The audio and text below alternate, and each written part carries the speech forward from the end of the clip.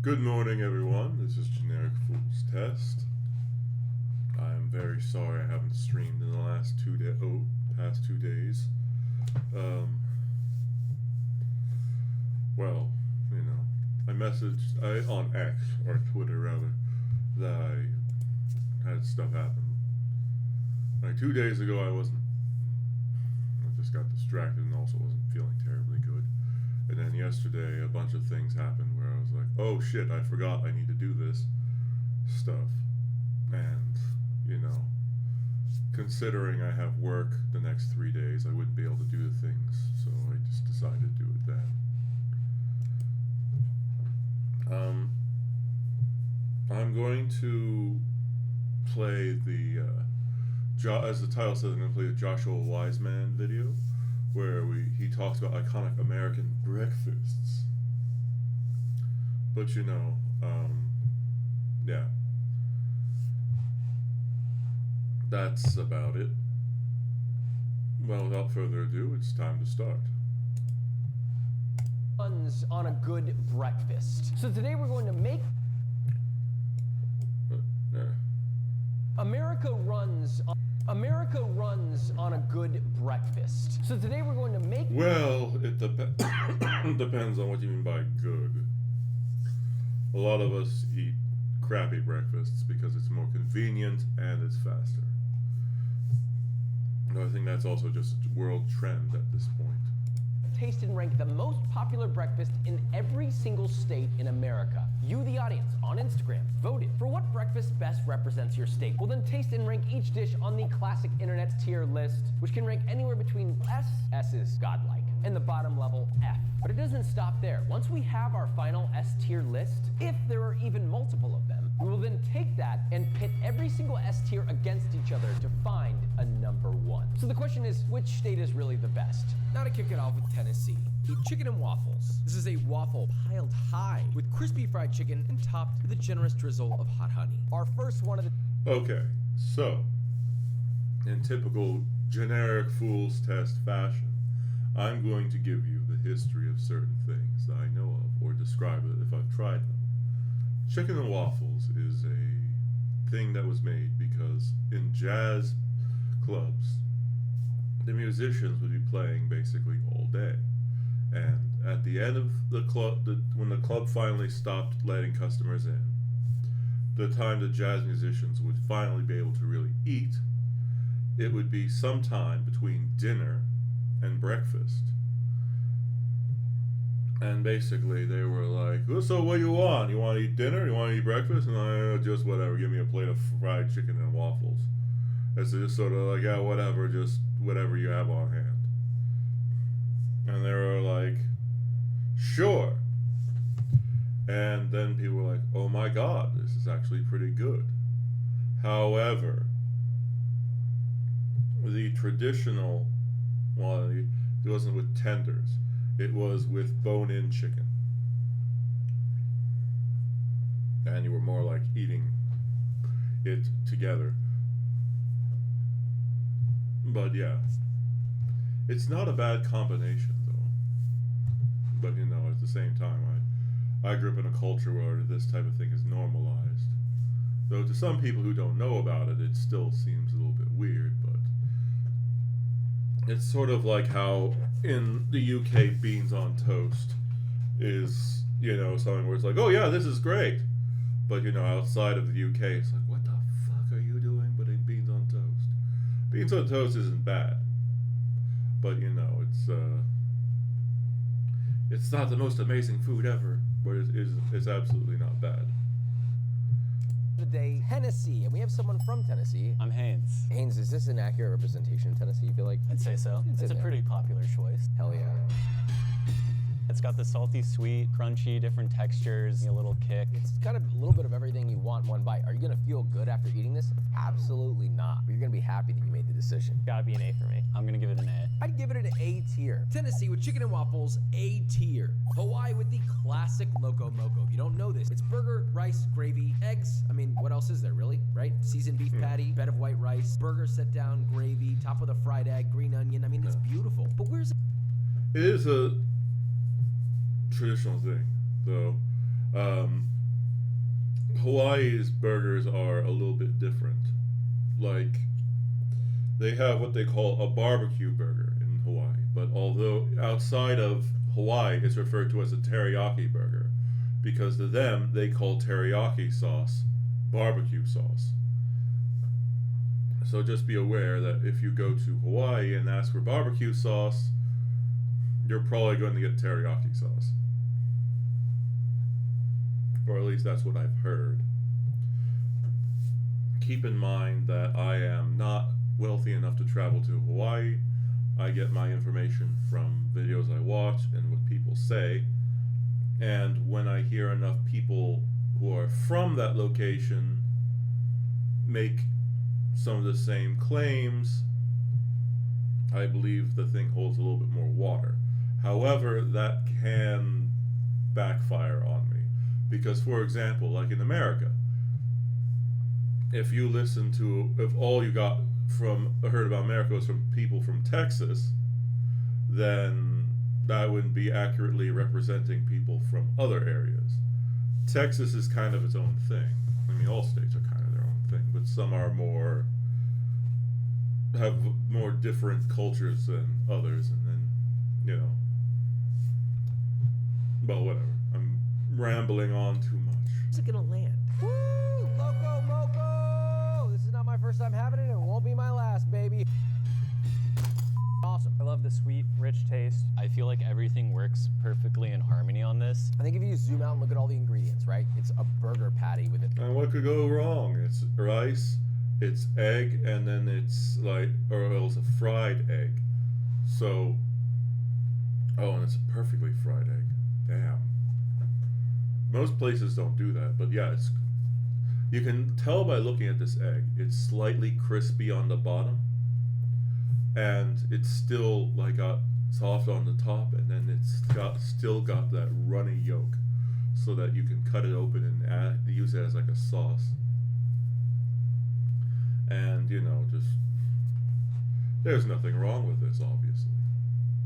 An egg and gravy on rice. And this is the epitome of all things combined to create a moment that is greater than the sum of its parts. A tier for me. I'm gonna give it an S. Yeah, it's an S. So I think it's fair to upgrade this to a solid S for Hawaii, You know, a great breakfast like this starts in an even greater pan. which excited Although it also depends. Is it like a regular burger or is it like a leaner burger?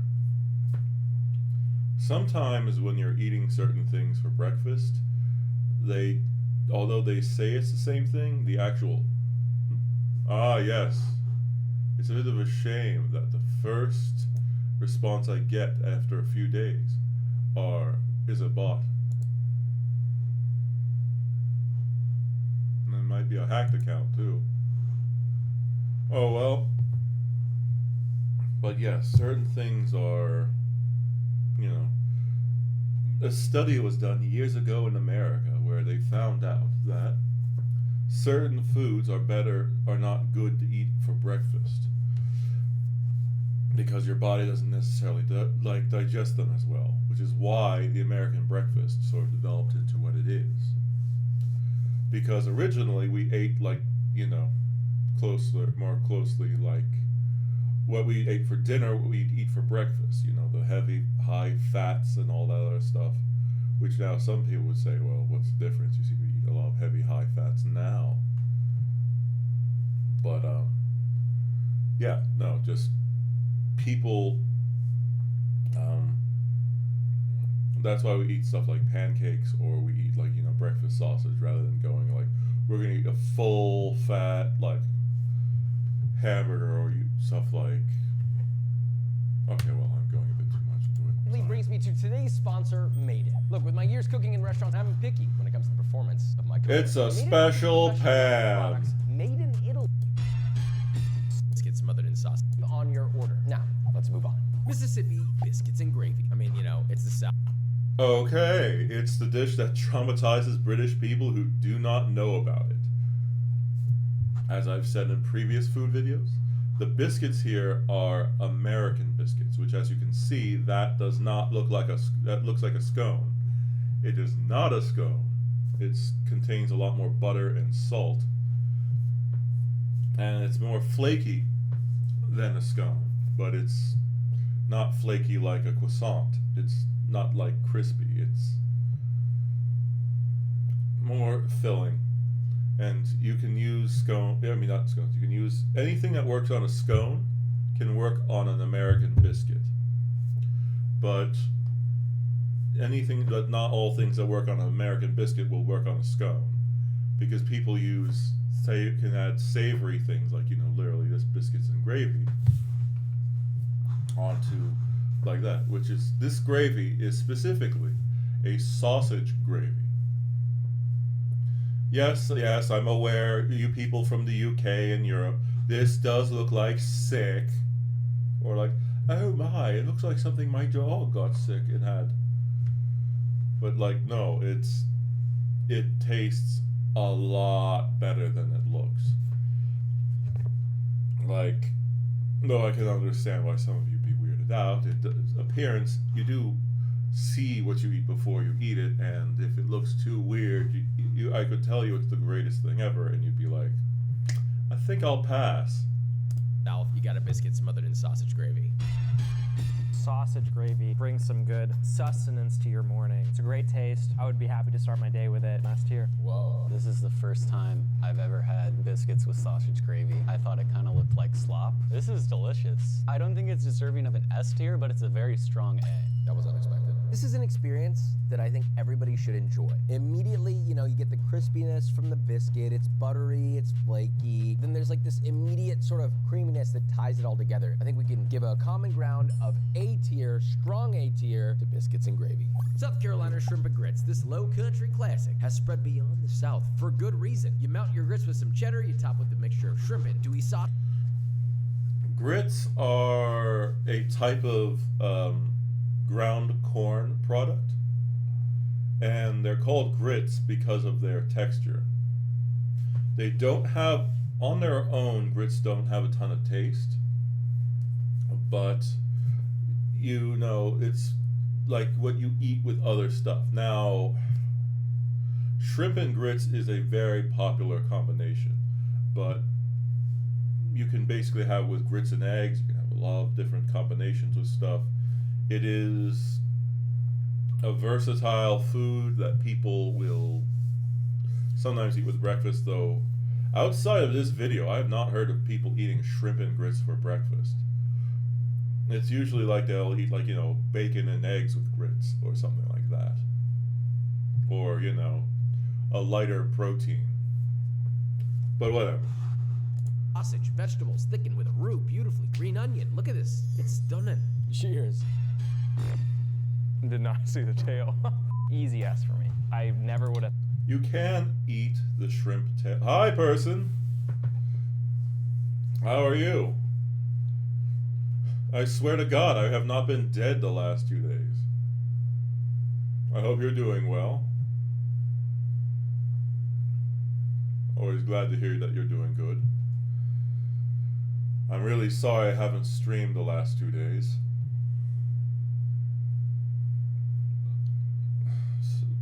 Combination of being distracted and also having stuff happen. I know most streamers don't stream more than a few times a week, but I'm trying to prove that I can, to any potential company or agency I'll apply to near the start of next year, that I can stream. I have what it takes to stream at a high rate for, because I don't have a lot of followers, but it's like, because usually when they get hired by companies, they want somebody who's already got a reasonably well established thing. But yeah. So, what was covered so far, because I covered some stuff. They had chicken and waffles. I'm sure I've talked about chicken and waffles with you before, right?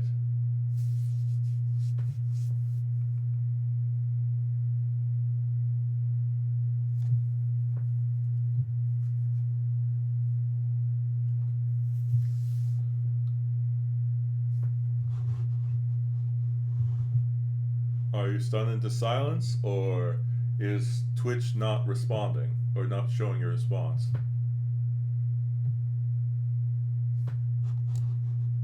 Oop. Because, you know, once again, I don't see anything here.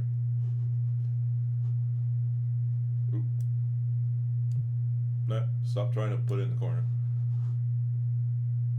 Yeah. I figure it sometimes happens. But I talked about this earlier in the video, but it's a thing that occurred because of jazz musicians in jazz clubs would be working until late at night until it was a time between dinner and breakfast.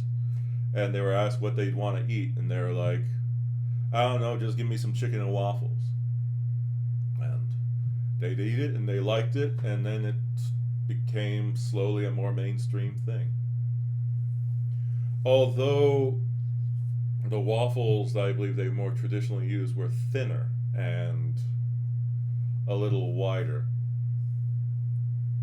So, are you horrified, or because I can't see. I saw the didn't go through again comment, but did it once again get blocked by Twitch again?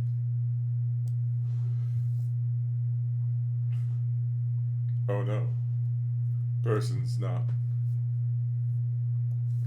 It's not that bad, especially in this form where it's boneless chicken.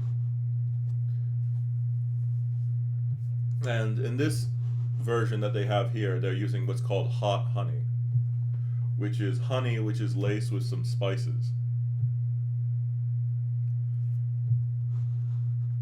And then they have the Loco Moco, which is a Hawaiian thing, which is a burger cooked with sauce on rice with a fried egg. I don't know, somebody told me Loco Moco meant something like, well, I'm not going to tell you what it means, because I'm pretty sure that person made that shit up. And there are some people who just try to say something that's like, you know, oh, let's give this a name, say this name. Because, you know, Loco Moco, Loco usually means crazy. But yeah. And then this is a fried egg on top, but it's a perfectly cooked fried egg from the looks of it. So the bottom part is like nice and crispy. The top part of the egg still has, like, you know, some like a nice texture, and then it's still got that runny yolk. So, you know, when you cut into it, it acts as an additional, like, creamy and rich sauce. And of course, you know, they've got like probably some onions, maybe some mushrooms in the gravy or sauce that they put on it. And then they have the traditional American dish that freaks out British people. Yes, yes indeed. It is the biscuits and gravy. Which, once again, it's American biscuits. Which, you know, it tastes a lot better than it looks, which, you know, not saying much to you because you're basically like, ugh, ew, gross. Which, to be fair, a lot of Americans also, when they see this for the first time, go, ah, ew, gross. I've seen my dog produce something like that. Ah. But no, it's just like an American biscuit with, like, you know, sausage gravy on it, which I've seen many British people come up with many colorful language to describe this dish before they've tried it. And then they go, oh my god, this is disgusting. It looks like sick. And then they try it and they're like, I think I'm going to make this more often. If you make it from scratch, it's really good. Then, of course, they covered, you know, shrimp and grits. Oh, wait, no, I skipped a bit too far. This is shrimp and grits. Grits are basically a milled corn product. And it doesn't have a lot of taste on its own, but it does have, like, a sort of, like, crunchy texture that's slightly gritty, but, like, not in an awful way. People either love grits or they don't like grits. Grits are usually a delivery vehicle for the protein and or vegetables that they go on top of with, or go with, like, It's kind of like, you're eating rice with something. Not too many people in the West would just eat rice, plain rice on its own. But you can do things to sort of make it more interesting. South Carolina shrimp and grits, A tier. Wisconsin with a kringle. Yeah. So rings of thin filled pastry with icing. It feels very Danish. Have a Hey, look at slice that. or have the whole thing. Actually, don't eat the whole thing. Probably not great for your blood sugar. Yeah. A C. It's not my favorite. This almond flavor is not for me. It's really light, it's really airy. It has the same sort of sweet flavors that you get in a donut icing. So I'm gonna give it an A. I'm not a breakfast pastry guy, but I do think that this presents well. It's a great pastry. It's got layers. It's buttery. Whatever you fill it with, it's gonna kind of consume the overall flavor and texture. I'm gonna give it a B. This is great. I think we can average it out right at a solid B tier. Iowa breakfast Yes. pizza. A super thin pizza. This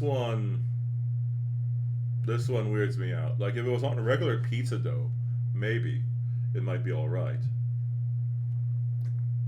Because, on paper, it doesn't sound that bad. I mean, if you ignore the fact you're eating it for breakfast. Because, eggs, bacon, cheese on a pizza sounds like that might be absolutely delicious. However, putting that on that weird thin ass crust is no. And actually, one second, I'll be right back. I'll be right back.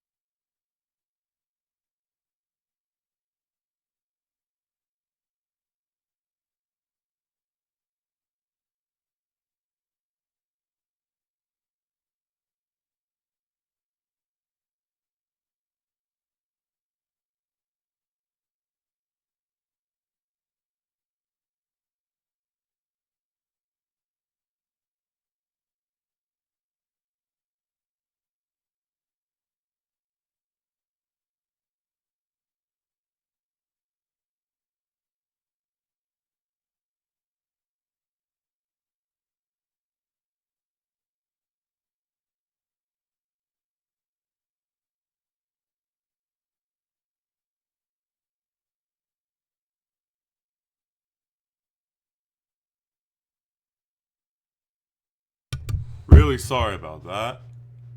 I don't know. Forgot something important, and I was worried I'd forget about it before I have to go to work. Changing the subject, person. Have you ever had? Yeah, sorry about that. Have you ever had pizza with like a egg cracked in the middle of it, so that it's basically like a sunny side up egg? I'm really sorry about that.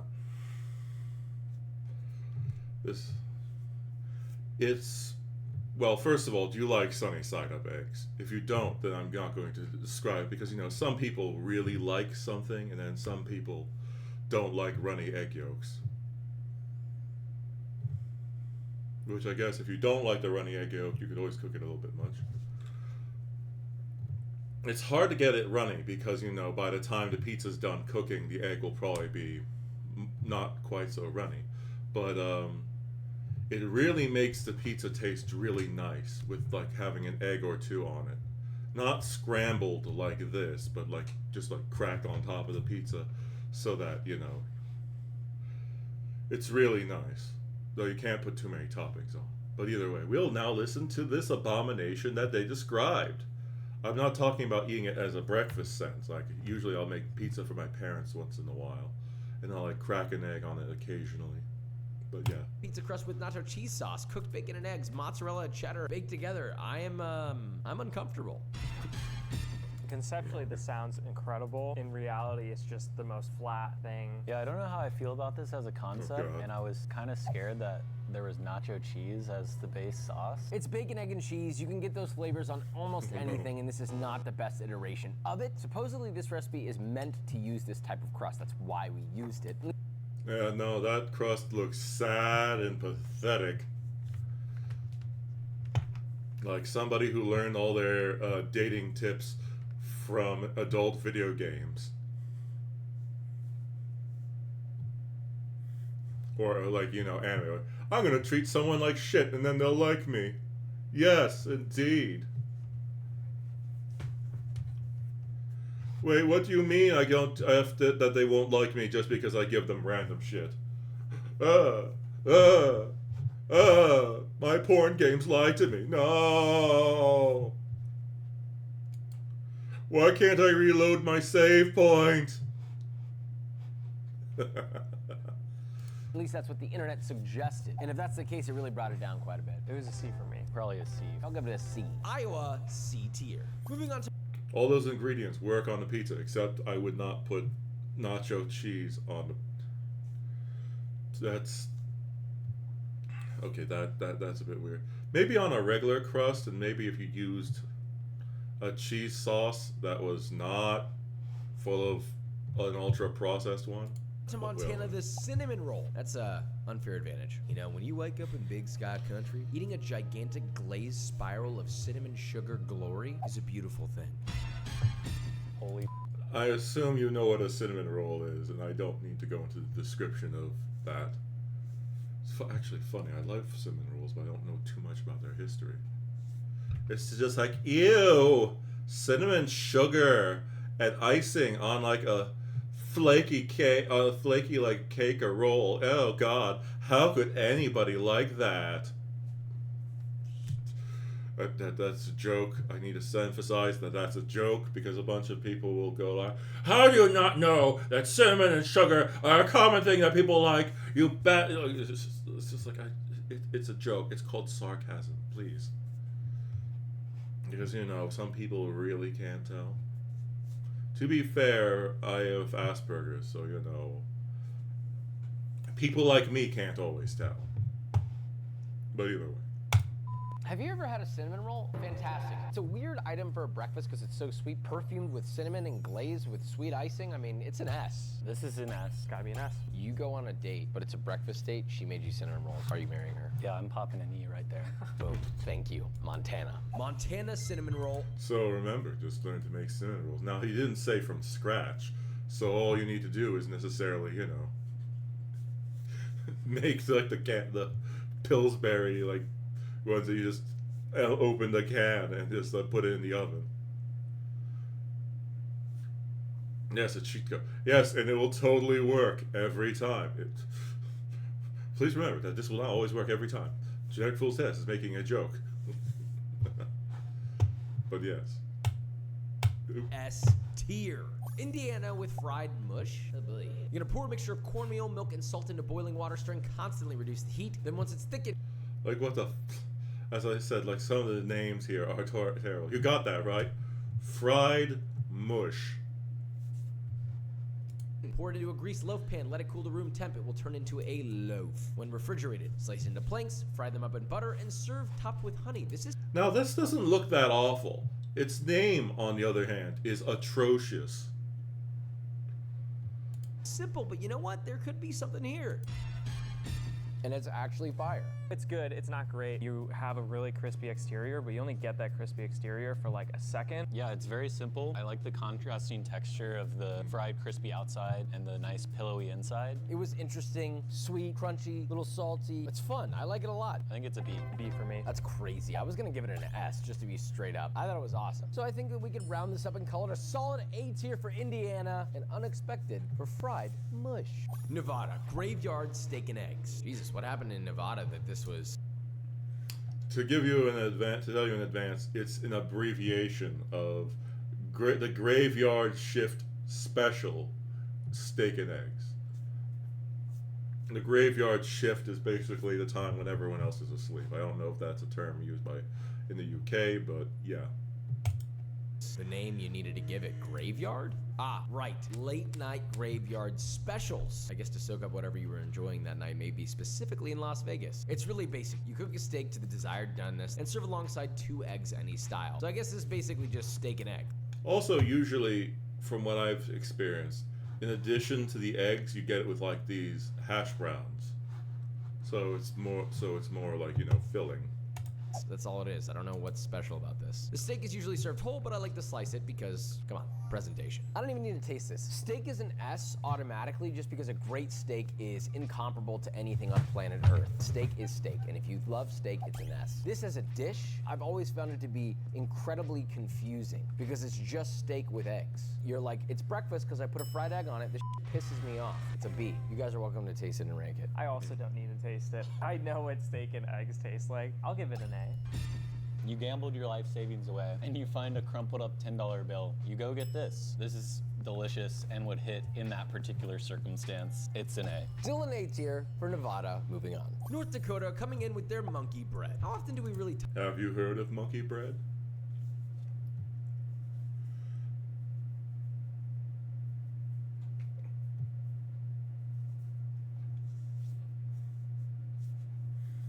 I don't know if you've responded, because on my end it's still not showing anything. Well, it's called monkey bread because you're supposed to like eat it with your hands. You see how it's got all these little like things in there? It's basically a bunch of these little tiny pieces that you pull off and you eat. You'll see how he talk does about it. monkey bread, right? Look at this thing. Like- It is stunning. Ridiculous. I have nothing bad to say about this. For me, it's an S. It's an A. Something about that white icing I just absolutely love. What white icing? On a cinnamon roll. And this doesn't have that. This is nothing like a cinnamon roll. I don't know where the we're getting those words. There's no goddamn cinnamon in this. I've always loved monkey bread. It rounds up to an S tier. Reminder, by the way, North Dakota exists. Shout out to them. Great work. Moving on to Maine with their blueberry pancakes. Fun. You didn't find that interesting? I mean, it's not, I don't think it's anything super special.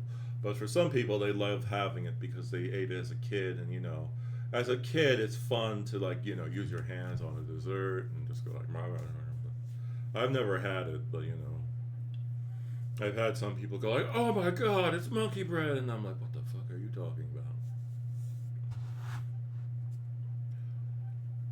I find out more about stuff because it's sort of unintentionally introduced to me through other people who just assume I know what it is, and then I'm just like, what the hell is that?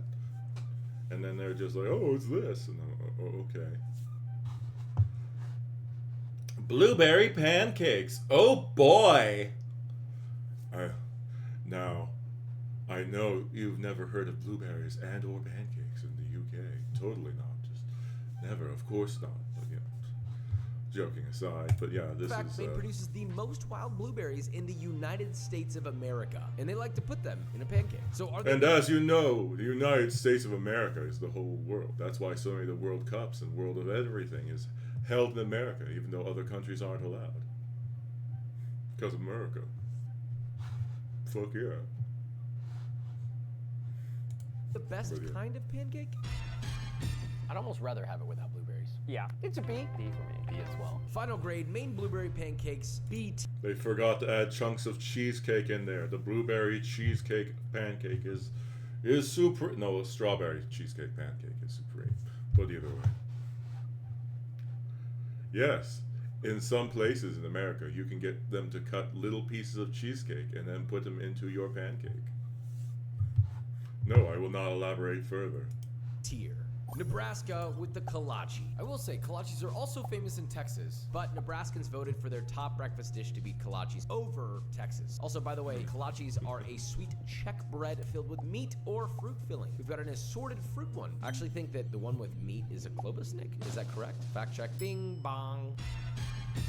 Boring, kind of dry. C for me. You get a D. Jesus Christ. Jesus, these are like It's fighting bread with words. fruit puree in it. I've never loved it that much, and I think it's deserving of a C. Kolache, C. It's like, yo, hey, so people voted for this because it holds a deep meaning to them and they really care about it. Boring, tasteless. It doesn't quite taste like shit, but isn't really worth it. I'm like, oh my god. You murdered that poor food. D tier. Kansas with donuts. This seems like an unfair advantage to have a donut entered in this competition, but we'll see how It was that weird goes. how that, like, blueberry That's one just was something just I love. extending out It of just the feels donut. too desserty. I mean, you saw what I was talking about. Like, where's the image?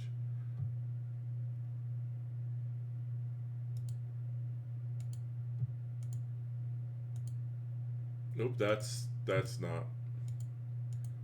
There.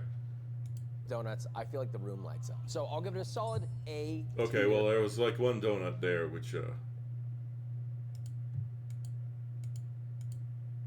yeah, like you see there, isn't it weird how that one blueberry is literally extending out of it? It's like looks like it's more than halfway out of that donut. How is it in there?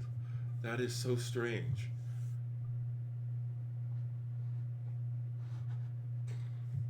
It's going for puberty. Oh my god. Oh god, I kind of ruined that. I'm sorry. Deserves anything under an A. Anytime someone shows up with donuts, I feel like the room lights up. So I'll give it a solid A tier for Kansas. Yep, You let didn't it be invent free. the donut, but we'll give it to you. Maryland cooking it up with crab cake eggs Benedict. This sounds... As a Marylander, I have before watching this video, I had never heard of this. I asked my father, who likes, I think, eggs Benedict. He is also, and he also loves crab cakes. He's also never heard of this. I have a feeling that people just were like, hey, let's just put a crab cake on eggs Benedict, which, you know, to be fair, that is the American MO. Just, I like this food. Let's put it on top of this other thing we like. Well, to be fair, it works surprisingly more often than you'd think, but you know, that's, yeah. Sounds like a heavy hitter. Breakfast, crab cakes, I mean, you're speaking my language. Quite literally, a crab cake goes on top of a beautifully toasted English muffin with a daintily placed poached egg, hollandaise, and garnishes of your choice. Wow. What the I think it's unique. I think it's delicious. I want to give it an If I remember correctly, English muffins are actually an American invention, which eventually went over to the UK, because if I remember correctly, the guy who made them originally wanted to try to make crumpets, and then I don't think he managed to do it quite right. So he made them, and he made the English muffin, and was basically like, oh yes, they eat this all the time in England. And then people from England were like, what the fuck are you talking about? And they were like, oh, it's not bad. And then, you know, they brought them to England. And then I was like, yes, we did make this. Which, to be fair, that happens a surprising amount in the United States. And in other countries too, where they'll attribute a food to a different culture. In some cases, like in America, there's a lot of stuff which is called Dutch whatever, and it's not Dutch, it's German, because of Deutsch. And then people are like, ah, you mean Dutch? And it's like, no. But whatever. Because at this point, you're not going to go to every single American and say, it's Dutch, it's Deutsch, not Dutch. But whatever. But I think it's an A. I think this is an S. Crab cakes are incredible. Eggs Benedict is incredible. When I heard we were putting both of these together, my mind was blown. Cooking isn't always as simple as taking one good thing and another good thing and combining it. And I mean, if you think about it, beans are also not native to the UK. They're from the Americas. a lot of traditional, and if you think, and also, I'm sorry, this may blow your mind, person, but fish and chips is another dish that the British took from another country. It's Portuguese. And it's also kind of funny, even funnier, because the British didn't originally like drinking tea. I think it was a Spanish queen married into the British royal family, and she brought her tea, and then they were like, hey, I think there are health benefits to drinking tea. I'm going to get the common folk to start drinking it.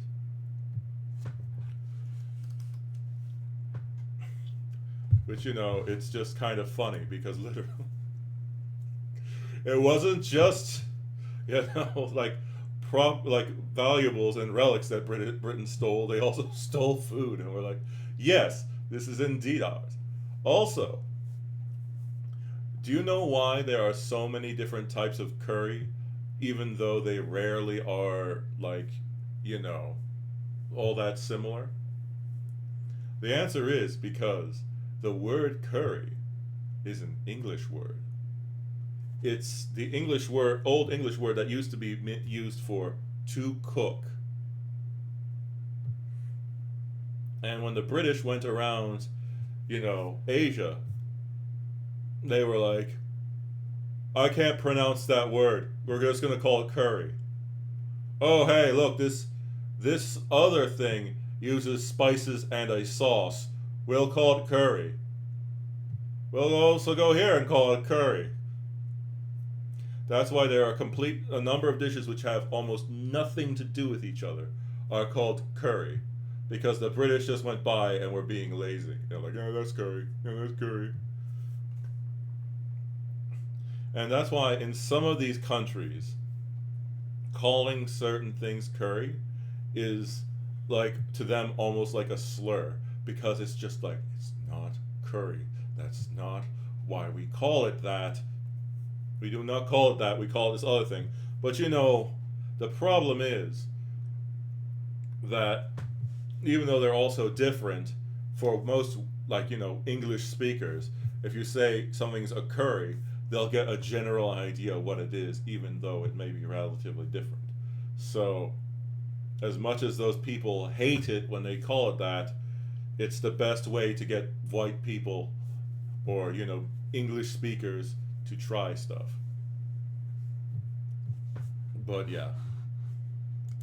And it should be good, right? A lot of the time that's not true. This is a perfect case example of it working extremely well. This is multi-dimensional, its texture, flavor, etc. This is an S-tier item. Boom! West Virginia coming in with buckwheat pancakes. Its buckwheat is pretty healthy. These could potentially be better for you pancakes. But are they really gonna be good? Buckwheat. Basically just a slightly more dense pancake. It's not necessarily doing that much for it. This wasn't bad by any means. I wouldn't go out of my way to have a buckwheat pancake, though. I'll never have one again. C. C. West Virginia buckwheat pancakes, C tier. I've noticed that the other person left who was watching with us. We had 3 people at one point. But are my facts turning people away? Rhode Island Johnny Cakes. In case you haven't heard of these, they're salty sweet cornmeal pancakes that are shallow fried and topped with a little syrup or honey.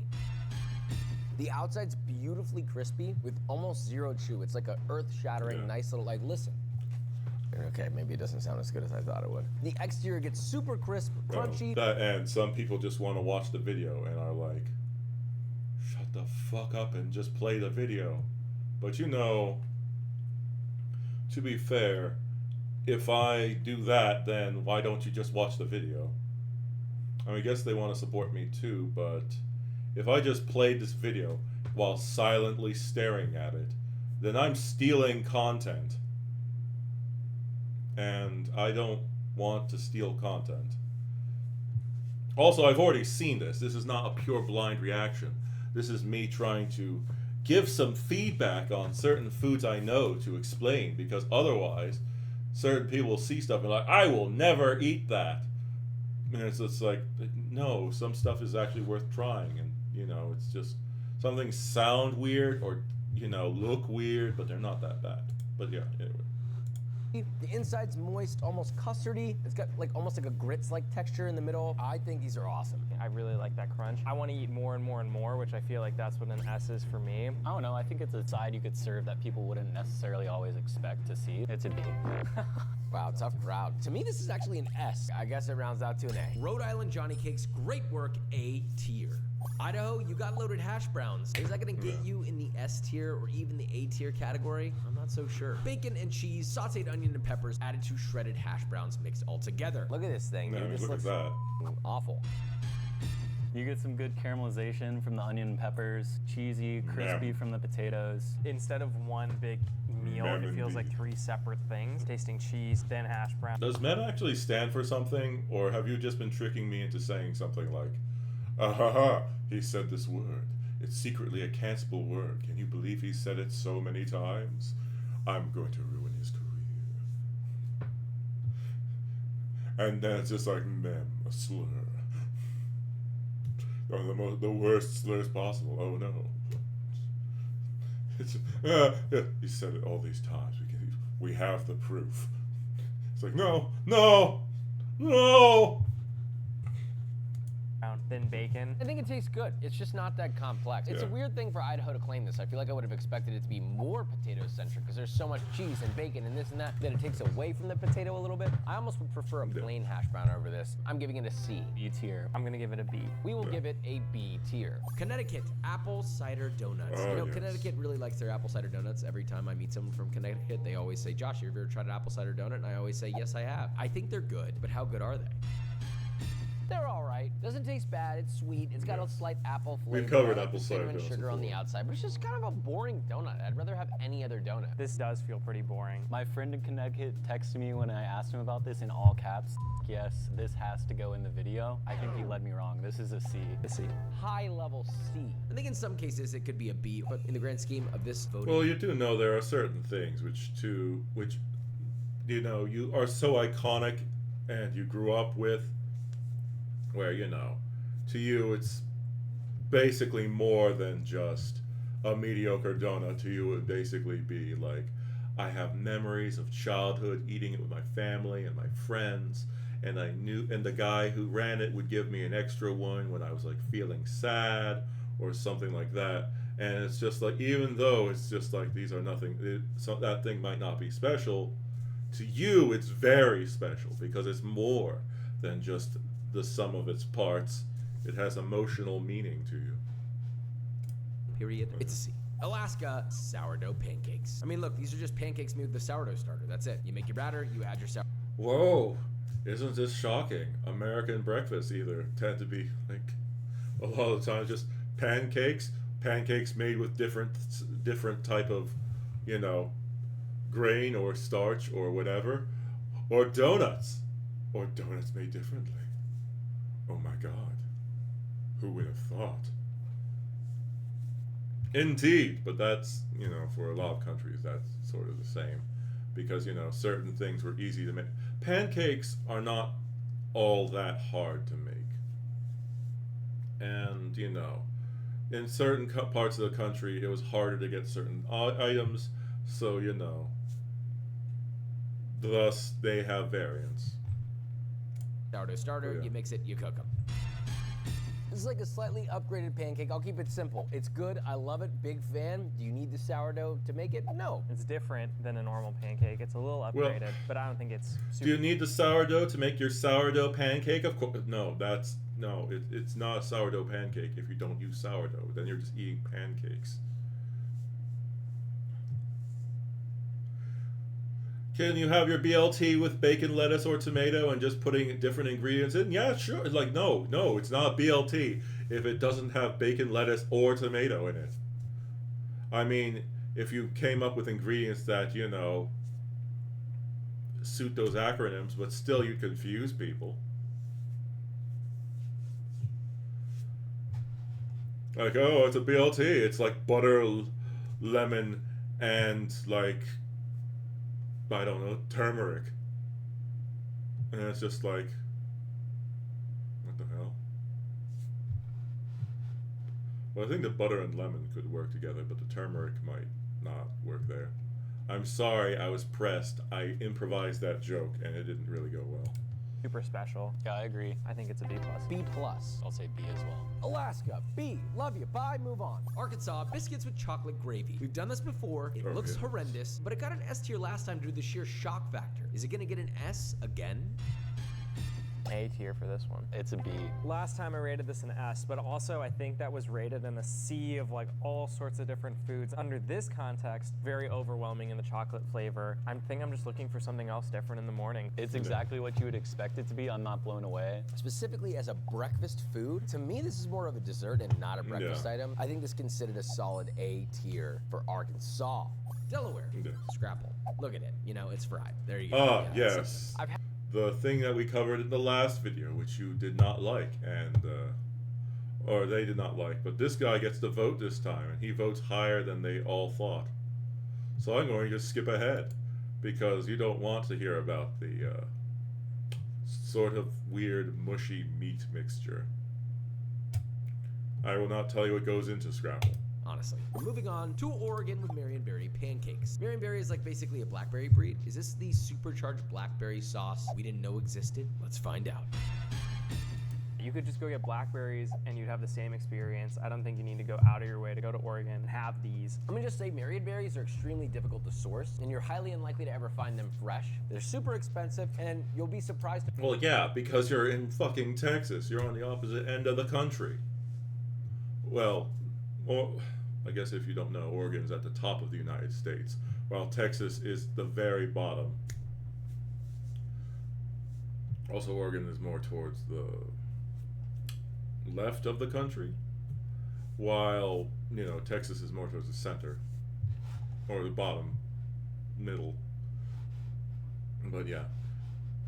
So, you know, of course, oh, this is the ingredient which is considered to be iconic in this state, but we're not able to get it fresh.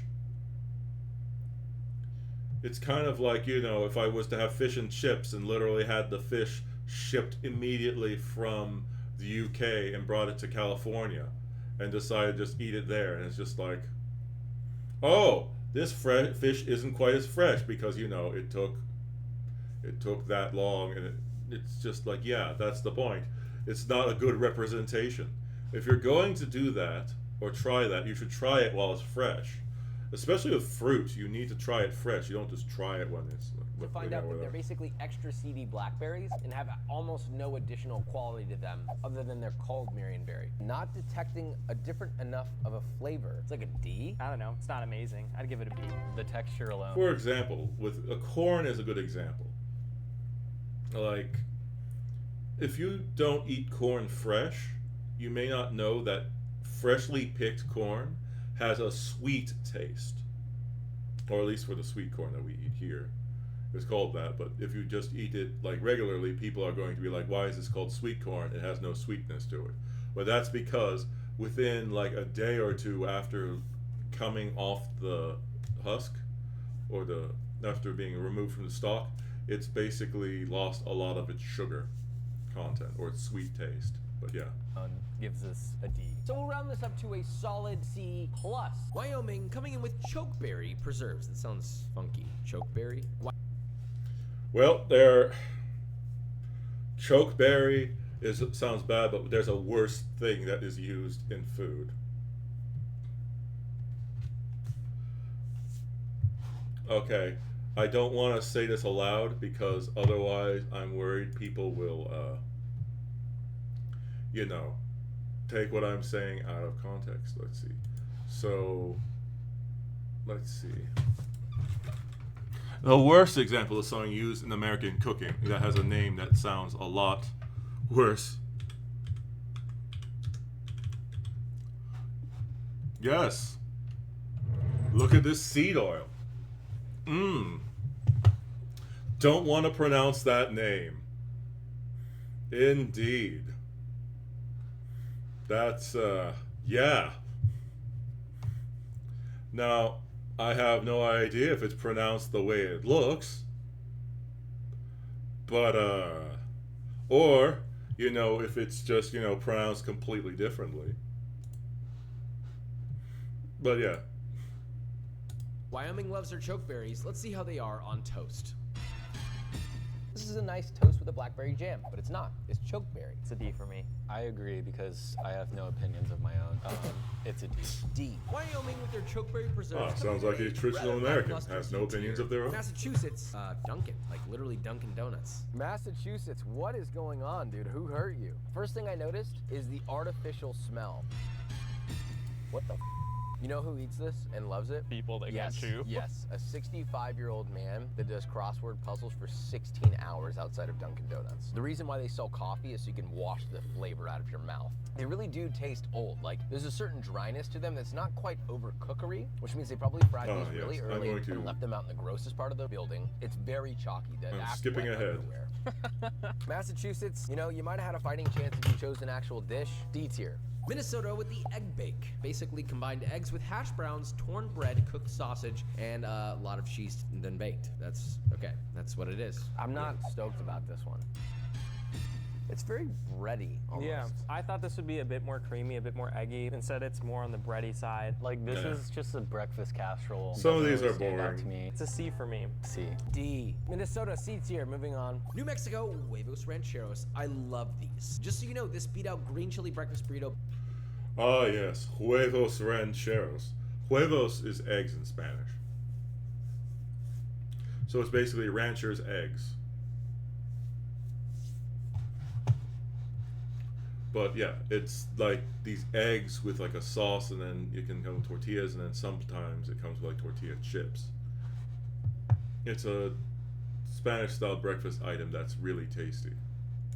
By one singular Yeah. vote. So close. Charred corn tortillas, pinto beans, sunny side up eggs, a beautiful red chili sauce, cheddar, which I melted with my torch, garnished and served.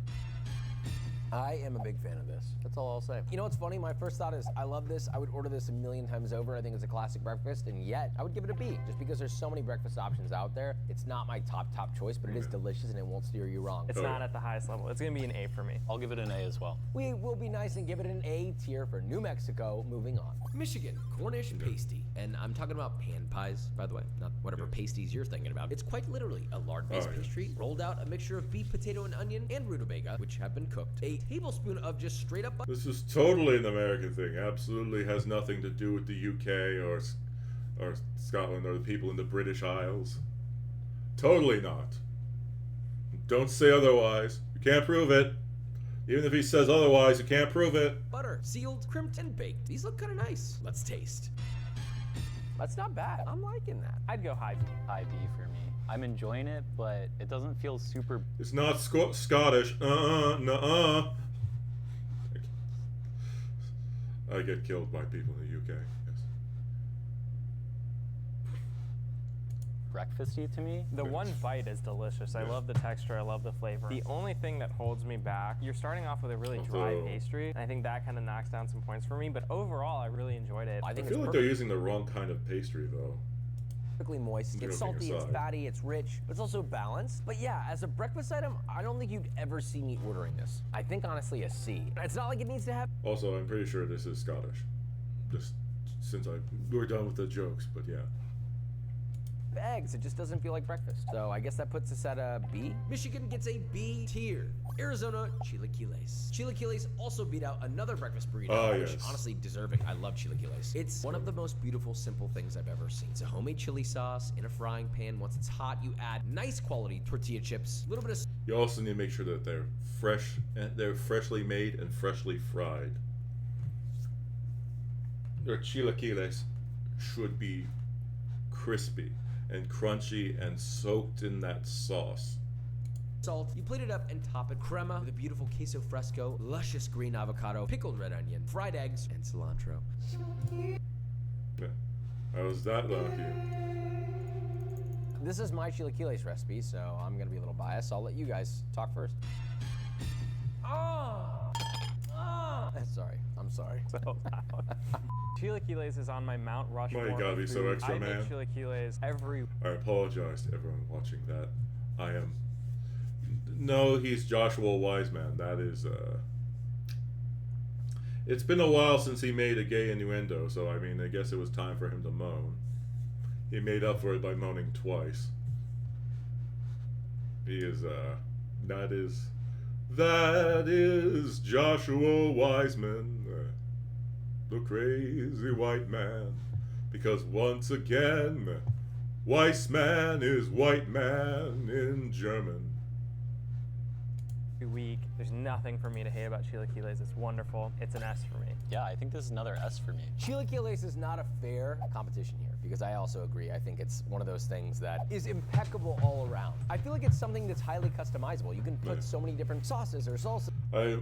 Ignoring the awkward moan, do you think you'd try this, or do you think it looks good at least? Because I know some people go like, ew, the chips are wet. And it's just like, it's cooked in sauce. If you eat it, if it's made fresh, the chips should still be slightly crunchy and nice. But you know, there are some people who it's just like, you put ketchup on a hot dog? I don't normally ketchup with my hot dog. I don't feel comfortable with this. And it's like you eat ketchup on other things. Yeah, but I've never had it on my hot dog. I don't think I can try it. It's too weird. It's just like,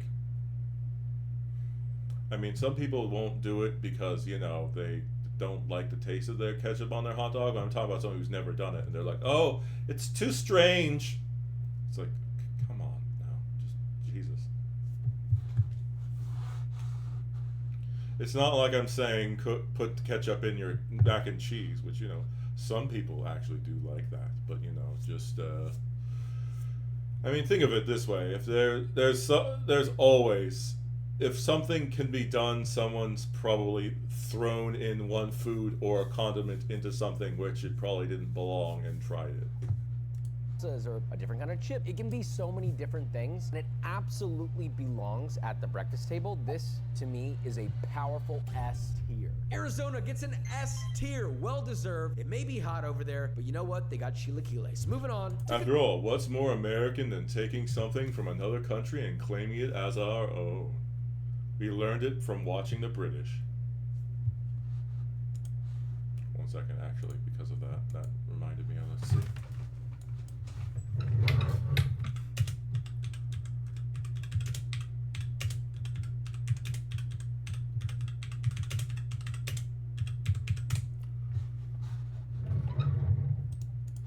Like this PSA.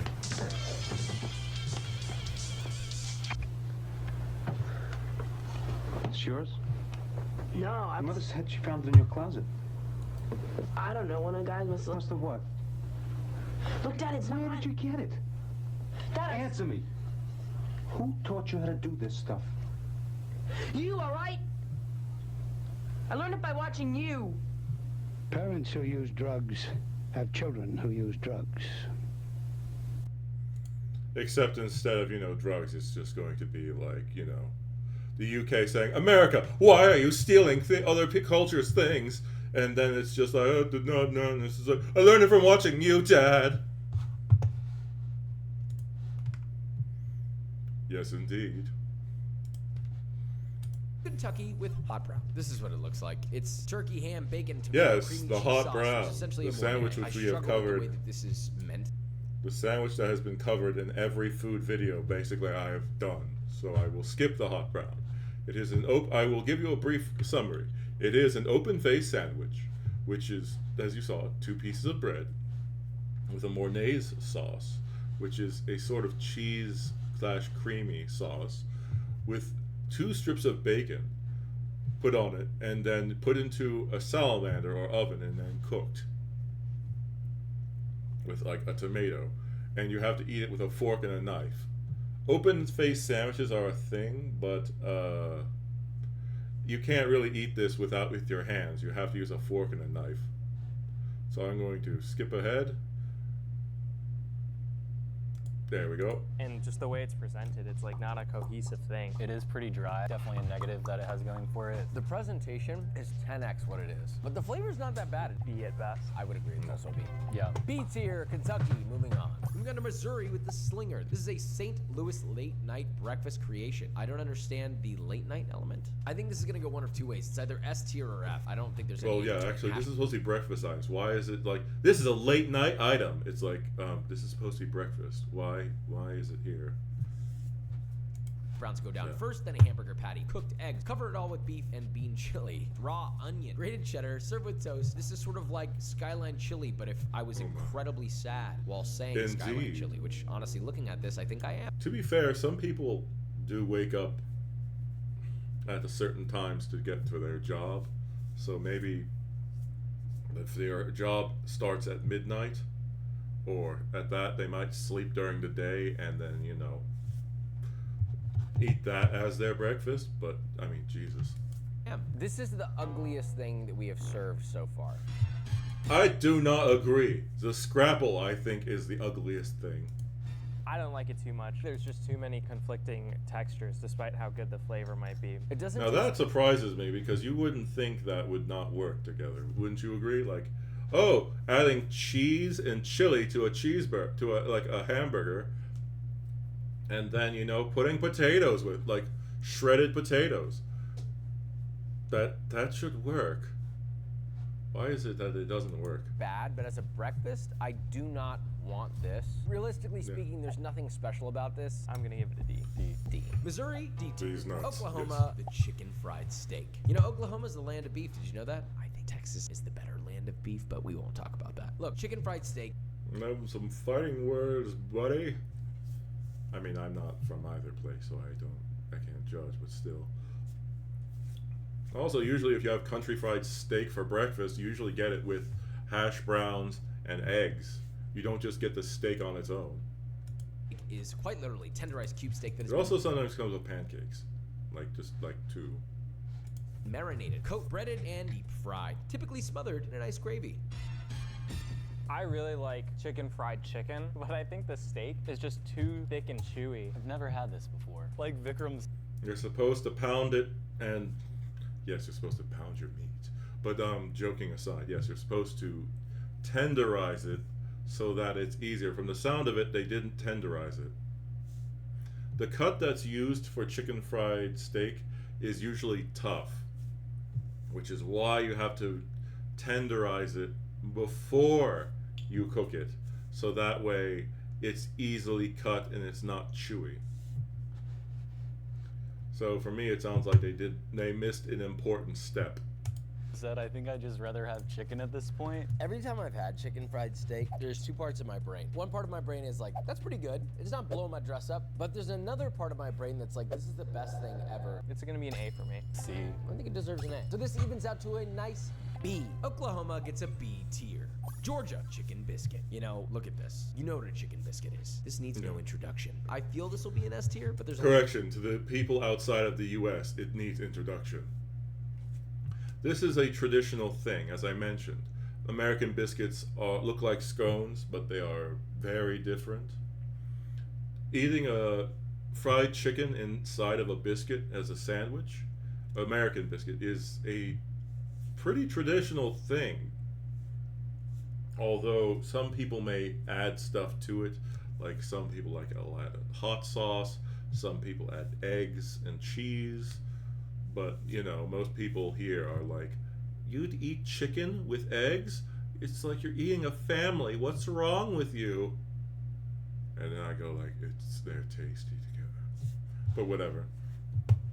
Yeah, it's just, There are plenty of savory combinations and ways that people eat like biscuits. But yeah. It's, as I said, it's something that's pretty common here, but outside of here, they're like, why would you put fried chicken inside of a scone? It's like, it's not a scone. That would probably not taste good inside of one. But yeah. one way to find out.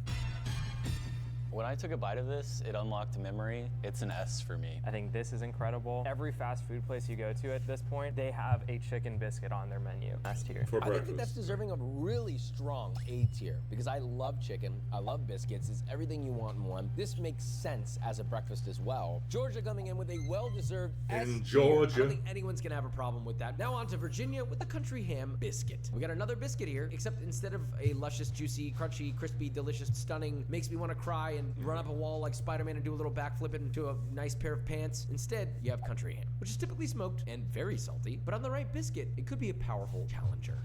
Well, yeah, but a lot of biscuits are somewhat salty. If you put this salted cured ham on a salty biscuit, then you're basically just tasting salt. Which is why I hope I can't remember, but I hope he adjusted the biscuit recipe to compensate for that. But yeah. It's not bad. Extremely boring. I would rather just have the biscuit. I agree that it's simple, but it's also so easy and like decently good. It's very much one note in terms of flavor and kind of in texture. But if you were to add more to this could be a really incredible sandwich. So that said, as a baseline, Yeah, for most people I know, they put other stuff in there too, like, like a piece of cheese, or like, for people who like that type of stuff, like lettuce or cabbage, like, ew, veggies. Oh my God, what do you want to be, healthy? Ugh. You're not American. Joking aside, a lot of Americans are healthier than people assume, but still, they are aware. something that's tasty. To Haynes' point, is fast. Yeah, I think it's a B. C. It's a B for me. Virginia, B tier. Ah, Louisiana. What do you think it's gonna be? Beignets. If you've never had a beignet, specifically in New Orleans, and you love food, you're missing a quadrant that will complete you as a human. This is my Yep, it is a fried dough with powdered sugar on it. We've covered it before, and you can get it at Café du Monde in New Orleans, or New Orleans, rather. beignet dough recipe, link in the description. It's quite literally punch your dough down, break it into even-sized rectangles, and, well, deep fry. Once golden brown, drain and dust generously with powdered sugar. Look at these. Almost like freshly laid snow on a frosty evening. You are supposed to eat it with some nice coffee. But instead it's hot, luscious donuts. I mean, look at that, dude. It's so soft and loosey-goosey. I had a beignet when I was 8 years old. I loved it so much, and I could not find it or figure out what it was for 14 years until I went back to Louisiana with Josh and had beignets, and I realized, wow, that's what that was. They're soft, they're sweet. It's amazing you can take a fried piece of dough and just put powdered sugar on it. And Now, the beignet itself, not without the powdered sugar, is not all that sweet. That's why it doesn't taste like, you're going to get a cavity from eating it with all that powdered sugar on top. But it makes a sort of nice contrast. Just be careful not to breathe too heavily while you're eating it, or else you'll blow powdered sugar everywhere. it be an experience. That is hard to say that's not an S. An A. This is an A. A tier. Moving on. Alabama, this word, sausage. I have no idea how to pronounce that. These are spicy hickory smoked sausage links. You're gonna cut the sausages on a bias, seared on both sides until cooked through, and that's, apparently that's it. I honestly think it's slightly under. I meant exhale, not inhale. If you exhale too hard, you'll blow all the sugar away, and potentially into someone else's face, which I don't think they'd want. Yeah. Funny enough, it needs more spices and seasoning in general. It's a hickory. You can snort the sugar if you want, just be aware, and I don't think many Americans do that. And the police may come like, oh, this is not cocaine. Smoked sausage, it's nothing crazy. I'll give it a B. I don't think it's boring on its own. For that, I'm gonna give it a B. So I'll give it like a C. I thought he was gonna rate this higher because Yeah. it says on their website that they put MSG in it. I don't taste a single ounce of MSG. Maybe they should try again. Alabama, B tier. I think B is a little high, but moving on. Illinois with a confusing German apple pancake. This is not any normal pancake. This has melted butter, sugar, cinnamon, nutmeg, tart apples softened, poured into a large pan and baked. This is an It's a pancake, but Jesus, this thing is filling. It also takes a while to make, because you see, it's basically you're baking an actual goddamn cake. It is technically a pancake. However, even for someone like me, at this size, it's something you share. It's really good, but Jesus, is it filling. unusual pancake. Is it really gonna beat the other iconic ones? You're getting a kiss on the lips for that. I like the sweetness. Tastes good, though. I mean, it's cinnamon, apples, and sugar. So, of course, it tastes amazing. It's just that if you eat too much of it, it'll sit on you like a rock. I don't like apple pie. I actually don't love apple pie either, but I love this. B. I think it deserves an A. By popular vote, it's an A tier. Now on to Vermont. Pancakes with specifically Vermont maple syrup. This is a big point in the rivalry between Vermont and the neighboring New Hampshire. Yeah, I know, they like to argue about their maple syrup, I don't know. So we used my traditional pancake recipe, link in the description, and topped it specifically with Vermont grade A dark maple syrup. Yeah, I saw that they're like specifically grade A, and then it's just like, where is it? This Vermont Wait, syrup no. is Syrup, I don't know. So we used my traditional just gonna pancake try to recipe, stop it link in again. the description, and topped it specifically with Vermont grade A. You see, grade B maple syrup. It's like, ah, yes, we're using grade A. Isn't that ballsy to clearly see that when the B is clearly there?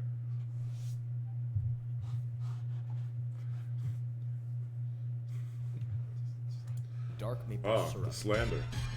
this Vermont syrup is something special. Soft, fluffy, a light chew, a light sweetness, and then there's that beautiful maple syrup. I think a traditional pancake deserves an A tier. A. Vermont does it right. A tier. Good job. Go tap some trees. Well, I mean, like tap for sap. Yes, because that's called tapping.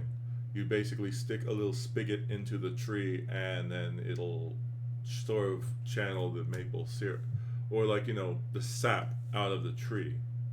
So yes, you are indeed tapping those trees. But yeah.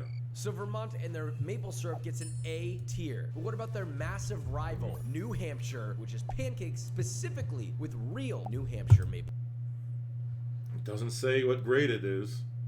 syrup? On this Also one. grade A dark. I want to let you guys know everyone who voted for New Hampshire provided extra emphasis with New Hampshire maple syrup. Is it really going to make a difference though? Now, we already did the Vermont one. Well. So really, this is not about the pancake. Well, if your piss looks like that, I'm sorry, person. You might want to see a doctor. Jesus. Is it really that thick? Oh my god. Please, go see a doctor immediately. It's about the choice of syrup. This is like a toned down version of Vermont maple syrup. I'd go with the B for it. Oh my god, that's also gonna hurt if it's that thick. Oh my god. C. It's a B. Call them Vermont. Oof, New Hampshire and their maple syrup comes in with a B tier. Although neither of them got an S tier, we still have a maple syrup winner going to Vermont. Once again with a B grade, Utah even though coming it in said with A. Utah scones, whatever that is. This is not really a scone. It's more And also another case of naming something else that it clearly is not, because this is not a scone. of like a fried yeast ball, kind of like a beignet. I don't know why the term scone is being used here. This is gonna further confuse the English and the British out there every time we say biscuit, because they always like, oh, that's a scone, bruv. All right, anyway, yeasty dough divided into Oh yes, the best British accent I've ever heard. Oh, that's a scone, bruv. I'm from jolly old England town. 12 balls, roll them out into circles or squares, fried until golden brown, drained and topped with powdered sugar and honey. Utah, what the is this? They're trying to steal the beignet. I think that's what's going on. They're not doing a good job at it. Yeah. I don't love it. I think it's pretty dense. This tastes just like bread from my church, which I guess makes sense for Utah. It's nothing crazy. It's basically like a flat, dry beignet with honey and sugar. And I ate it and I was like, that was pleasant. I won't be having that again. B for me. It's a B. I'll give it a B. Utah, B tier. Pennsylvania, now bear with me here, they call this one the grilled sticky. Honestly, So, person, you want my grilled sticky? It's so sticky icky.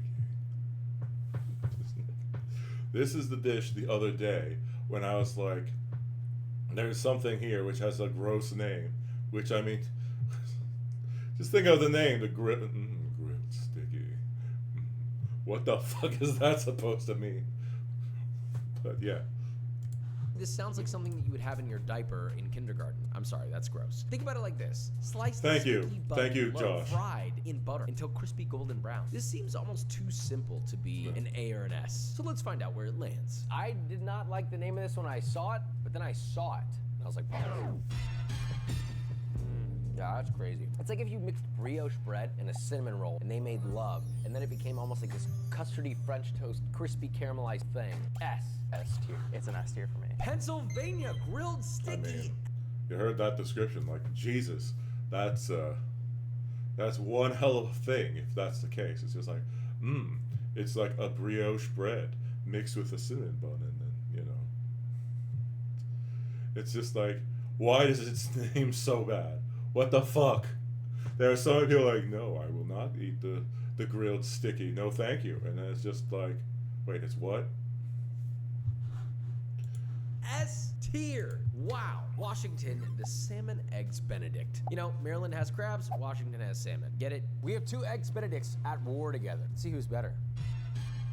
I'd rather have like bagels and lox or something like that. It's kind of creamy all the way through, but that's kind of the only texture you get. This works. It's just not as interesting. It's a high C. It falls flat. I think C is pretty fair. I think it deserves a B. This is just as good, maybe slightly less good. I liked the diversity of flavor. I like that it's different, and I will say it is way more moist than what you'll get out of a normal eggs Benedict. The only thing keeping it wet. Oh yeah, it's like, you want to eat my grilled sticky? And it's like, no, no, thank you. That's do I need to sue you for sexual harassment, or just regular harassment? It's just, I made grilled sticky. It's just, oh no. And then you actually give it to the person before telling them what it is, and they're like, oh my god, this is amazing. And then it's like, what's it called? Grilled sticky. I was like, what the fuck? I am not calling that. Is the emulsified butter and egg yolk that's on top. So I do like that quality in this, and I love the smoked salmon flavor. But unfortunately, by majority, it gets a C. Colorado, the green chili breakfast burrito. Finally, we got a breakfast burrito. Are you happy? They really like green chili over there, and I respect it. Fill your tortilla with cooked eggs. Yeah. Oh my. Oh. So wait, this person works in person than I am here? This is going to call me. Thank you for bringing this to my attention, Moon. I'll try to keep that in mind for the future. Oh God, you weird pervert person. I can't believe it. Leave Moon and I alone. But yeah, Moon, did you see the grilled sticky in here? Its name is atrocious, but basically it's this. Apparently it tastes like a cross between like brioche bread and a cinnamon roll that's been made into like French toast, and it's almost like custardy in the middle. And yes, we get the name. We've already asked Moon several times. At this point, we're harassing Moon. Like, Moon, put my grilled sticky in your mouth. Yes, do it. I know you'll like it, Moon. Yes. And it's just like, there, that's the... Yes. It's just like, yeah, no, thank you. Wait, where is it? So yes, a breakfast burrito. That's just, you see. Please. Let me get No. No, Haynes, I swear to God. Yeah, and the green chili is really delicious. The green chili is the best part. I've had 1,000,001 breakfast burritos. I'm from LA. I know a good breakfast burrito when I see one. It's also incredibly average, despite how ridiculous it is and messy it is. B+. It's Him being from LA makes so much sense now with how weird he is. Like, yes, indeed. Wait, did he also move to Austin? Which is... For those who don't know, the slogan for Austin, Texas is, keep Austin weird. Which, you know, means did a weirdo from LA move to the slightly more eccentric part of Texas? What would that do to a person?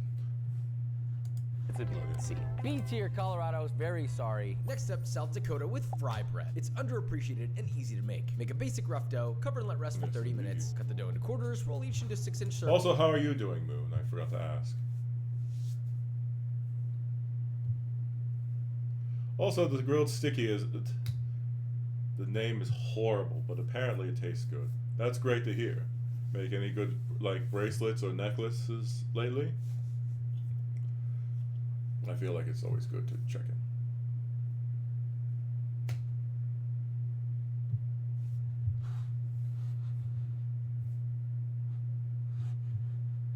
Is that the no to everything what was just said, or is that like you haven't made anything recently?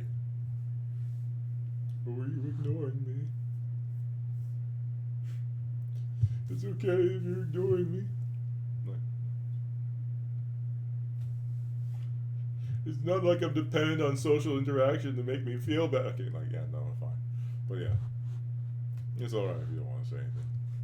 But yeah, I guess I shall continue with this On weird a lightly thing. floured surface. Fry for 2 to 3 minutes on each side till golden Oh, brown. yeah. Drain and Fry serve for- with a berry sauce. The bread is incredible. What I is don't want that? to stuff things in Ah, it. You yes. know, I think it on its The own best is great. views. B as well. I think we'd even this out at a B for South Dakota. Moving on. North Carolina, another conglomerate. Krispy Kreme. Okay. Oh yes. This is the second bit like fast food or like, you know, fast, well technically it is fast food.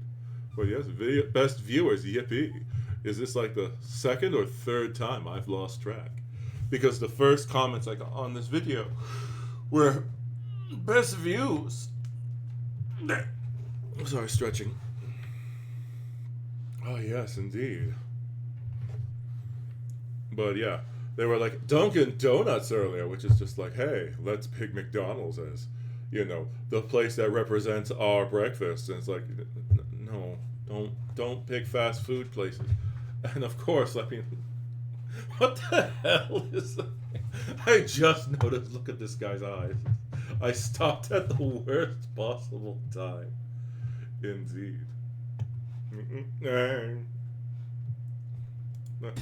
That's pretty crazy. Growing up only at Krispy Kreme, and I was like, Krispy Kreme is an S tier my Damn, entire Haynes is life. going for the whole goddamn thing. Good God. I always thought Krispy Kreme was S tier. Then I moved down to Texas and I had Shipley's for the first time. That's always above any other donut. Granted, we're not rating that, but that's why I can only do a maximum of an A tier for Krispy Kreme. I've on Krispy Kreme before, but I will say, out of all the donut shops that exist in America, it's one of the only ones that's gotten as big as they are. The quality is pretty good. Texturally, the dough's great. They're never dry. I only have one problem with it. Whatever they're frying it in must be hydrogenated, which means that it'll solidify at room temperature. Really stupid move, because when these donuts cool, they're gonna leave that sort of like chalky residue as you're chewing. I don't know if you noticed that, Yeah. but almost on the roof of your mouth, there's like a chalkiness to it. You can ignore it because the donut is good, but it does detract from the experience. So I'm giving it an A tier. I ate that whole donut very enjoyably and could go for 2 or 3 more probably after this segment ends. This is an S tier for me. Krispy Kreme, a surprising A+ tier. Moving on. Ohio Oh, with yeah. Joetta? What is this? So we've got beef and pork, oats, spices, and it is then turned into a loaf, sliced and fried. I'm gonna be completely honest with you guys. I think this looks very Ah, yes. You get them to make it fresh. Which, of course, first of all, what the hell are they for? Well, I think this one is liked more, but you have to understand, a lot of these dishes are made from when food preservation was a lot harder to do. And so it's just become a classic way of, because originally they ate it all the time and then it became sort of like, you know, a comfort food. Which, you know, there's a lot of stuff that people are like, oh God, this is weird, but this is sort of like, well, not gross. this way. But you know what? You should never judge a book by its cover. Despite its looks, it's sort of custardy, there's meatiness to it. There's something to be said about this. I would Okay, even well, argue this might be when it comes to meat, I don't want to hear custardy. When it comes to meat, that's a bit, yeah. good if you like panko breaded this, fried it, and put it in like a sandwich with the cheese. I feel like might be kind of fire. It's not bad. What I will say is the boiled beef always throws me off. Would I rather just have brown ground beef? I think so. And then you throw some oats into the equation, it's just confusing. The texture's a little weird. That being said, it still tastes pretty decent. It's actually not bad. B. I'll give it a solid B. I think that's pretty strong considering Yeah. what we were thinking out the gate with this. That's kind of a big up. So I shout mean, out to it looks like scrapple, so you know that's a downside. But I guess it's technically like haggis, but well, not using lungs, of course, because you can't use lungs inside of, like, if you can't put lungs, like lung meat inside of food in America. It also doesn't have the stomach lining, so it's more like an American version of haggis.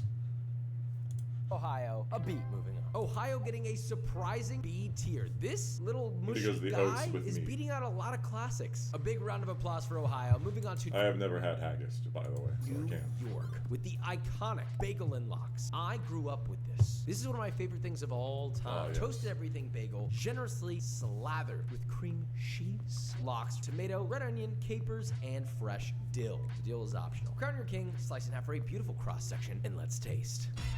A. This is what American breakfast should be leaning towards. I love going to New York, getting some fresh salmon. It's a really good, encompassing bite. Real and bagels it's are always good. enjoyable. B. I'm not a smoked salmon guy, but I see where people are at. A smoked salmon or Nova Lox bagel with all the fixings and a load of whipped cream cheese is arguably one of the greatest American breakfasts in human history. It feels like such a culinary creation. And while then he also gives it like being a super C. accessible. And then you have the smokiness from the salmon. I mean, this is a layered dish. I love bagels and lox, and I'm giving it an S. But I think this all evens out to a Jewish solid food A. being The New York represented. bagel and lox. That is a deserving, that is a beautiful, that is a powerful A tier. Florida with the Cuban breakfast. You know, Cuban breakfast means a lot of things, but the one that was the most voted for is just Like that little cup of coffee is basically a rocket fuel. It's ultra concentrated, ultra strong coffee. bread and butter and strong coffee. The only reason it's not an F is because it's not bad, but it's pretty boring. I'm gonna give it a D. It's still pretty tasty. Like Cuban bread's great, Cuban coffee is great, but compared to everything else, I think it lands at a C for me. It tastes good, it's just not my vibe. Even the people who love this, I don't even think they think it's a great breakfast. It's more just like a grab and go. At best, the experience And like, oh my god, it's not like tons of meat and tons of other stuff. It's a more subdued breakfast. is a D for me. I would be very unhappy if I ate this. Florida, you know, basic Cuban breakfast, it's kind of a D. But there are many other great things there, and we're big fans. Moving on. But we gotta move on to Texas, where we live, the breakfast taco. These come in many combinations, but as long as there's eggs, cheese, and a tortilla, either corn or flour, you pretty much have a breakfast taco. Yeah, it's a taco with eggs in it. The breakfast taco, Yeah. Texas, where we reside. This is very dependent on where you go to get it. Some places are f***ing awful. This one hit A tier. A. It's a nice savory thing to have in the morning, and it always feels well balanced. Honestly, the sky's the limit. Put fried chicken and soft scrambled eggs and a lot of cheese, I'm probably gonna give it an S. If you put dry bacon and old eggs, I'm probably not gonna give it an S. So it really comes down to the quality of the product. In the ethos of a breakfast taco, I'd give it an S, but I think we can rank it out at an A. Final grade, Texas breakfast tacos, A tier. It's a gift that keeps on giving. It's not necessarily revolutionary, but it's a breakfast standard. New Jersey Yeah. pork roll breakfast Though sandwich. outside of Texas, breakfast burritos are far more common because they're easier to eat since, you know, it's fully contained as opposed to, you know, the taco where if you accidentally hold it in the wrong direction, you're going to spill everything on top of yourself. The tacos probably taste better though, but yeah. Seared pork roll / Taylor ham, blah blah blah, American cheese, salt, pepper, ketchup. We've done a pork roll with New Jersey. We did not like it last time, if I recall. So good luck, New Jersey. Whoever decided ketchup knows that this sandwich isn't that good. Without ketchup, it's a pretty boring sandwich. I got not a lot of ketchup on my bite, so I got to Which, really you know, just- that's shocking because you'd think, like, you know, egg, cheese, and ham on a sandwich would be really good because that's a common thing in America, but apparently the Taylor ham is really, really salty. savor this sandwich, and the pork roll is not good, you guys. I think, like, it's a C. Like, I wish I had ketchup. I don't know. It's a C for me. I think it's a C. Still So New getting Jersey used to comes my with new a glasses. C tier. California avocado toast. You know what's funny? Everybody in LA seems to make fun of themselves here because a lot of the avocado toast votes came with an LOL or hate this, but I'm ashamed because this is actually where I'm from, and I hate to say it, but I love avocado toast. Simply sliced sourdough, toasted, topped with avocado, salt, pepper, maybe To be fair, I also don't think most people, when they're making avocado toast, will make this version.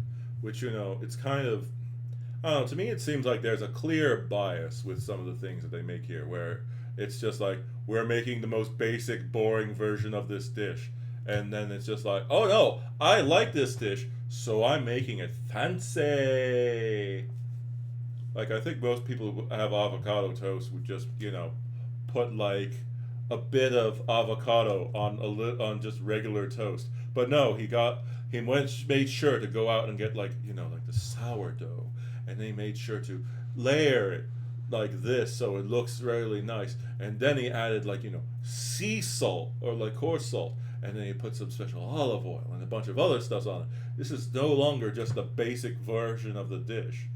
Like, even for dishes like scrapple, you don't just eat the scrapple on its own, you eat it with other stuff. It's kind of like, you know, if somebody said, oh, we're having a hamburger, and then someone just gave you like a cold hamburger without bread or anything on it, and it's like, this is a traditional American hamburger, and it's like, but where's the fixings? Where's everything that you put on it? Like, oh no, they just said hamburger, so I made it just a hamburger. A hamburger steak. And it's just like, oh my god, come on, man. Your bias is showing. Oil, maybe microgreens? Let's find out. Oh, and I forgot the microgreens. Yes. After all, don't you know everyone who makes it puts their little microgreens on it? Yes, indeed. It's kind of the quality of the ingredients and how you treat them that makes this something that could be special. I was gonna hate on this. I think just like toast avocado would be boring, but with the olive oil and the microgreens on top, I think it takes it up. Yeah, yes, it would be boring, especially if you just use regular bread instead of your probably homemade sourdough. Yes, indeed. Up a notch. Vikram does not like avocado. I'm like very confused right now. I think the olive oil just masked it for me. I've been eating avocado toast for a long time. I think it can be so many things. It's a textural wonderland, and it's good for you. An A for me. B. A. By majority, this is an A tier. Moving on. It's time for the S tier showdown. What does that mean? We have 7 S tier items. Shout out to that. We reduced it down from 50 states to 7 states. These are the best of the best from our experience. So we're going to compare and contrast, rate them So what will each on 1 my to home 10 state and of decide Maryland our get? ultimate S tier winner for the breakfast showdown. 1 would be just barely makes it If I in. remember correctly, in the last video, which was this regular state food, they got 4th place. How well will they do this time? S tier, and 10 being this is by far the most deserving of an S tier beyond anything else on planet Earth. I don't know if we're gonna have any 10s. Starting with Montana cinnamon rolls. 3, 2, 1. Vikram 8.5, me a 7, and Haynes an 8. There's other stuff on this list. Montana starting us off strong with a 23.5. That's a tough one to beat. North Dakota monkey bread. Bing bong. Vikram 8, me 8, and Haynes a 5.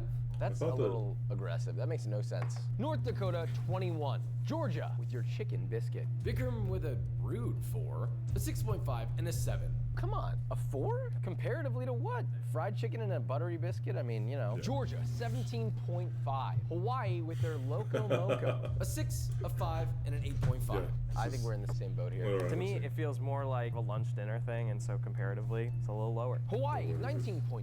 Arizona, chilaquiles. Stop saying chilaquiles, all right? I don't want to see that anymore. I think Yeah, Vikram's totally. going to rate I've this heard really this high. 3, 2, 1. A strong 9, a 7.5, and another 9. This guy has a problem. Can't do better. What? A 9? It was so good. That's absurd. You called it a textural wonderland, bro. It is a textural wonderland that's deserving of a 7.5 on a still out of best tier. Stop making it so good. Arizona, 25.5. We have a leader, Maryland Crab Cake Okay, Benedict. how This is a well will strong my one. home Vikram state a do? 10, me an 8.5, Haynes a 6.5. Vikram, come on, dude. 6.5. It was like the greatest thing we ever put in our mouths. Whoa, Oh, buddy. Jesus. Maryland, 25. So close, yet so far. Oh, yeah. So it now comes down to this last final dish. That does not do it Pennsylvania, The justice. grilled sticky. From Vikram, we have a 9.5, strong start. Oh, yeah. Me, another 9. If Haynes votes for a 7.5 or higher, this will win it all. And Haynes comes in with a much larger, solid 9.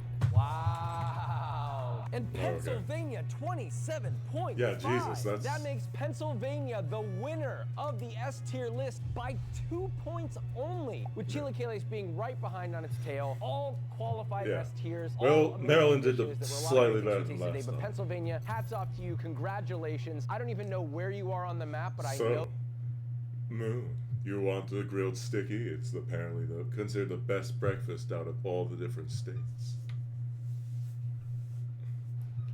It's just, no. That your grilled stickies are good. Thank you again to Maiden for sponsoring today's video. We love you, and their fans love you too. They also love me. yeah. We all love each other. Don't forget to click the link in the description to save on your order and also get some fans. Good Subscribe. night. Bye. For the grilled sticky, do you use a non-stick pan? Or, well, I don't know.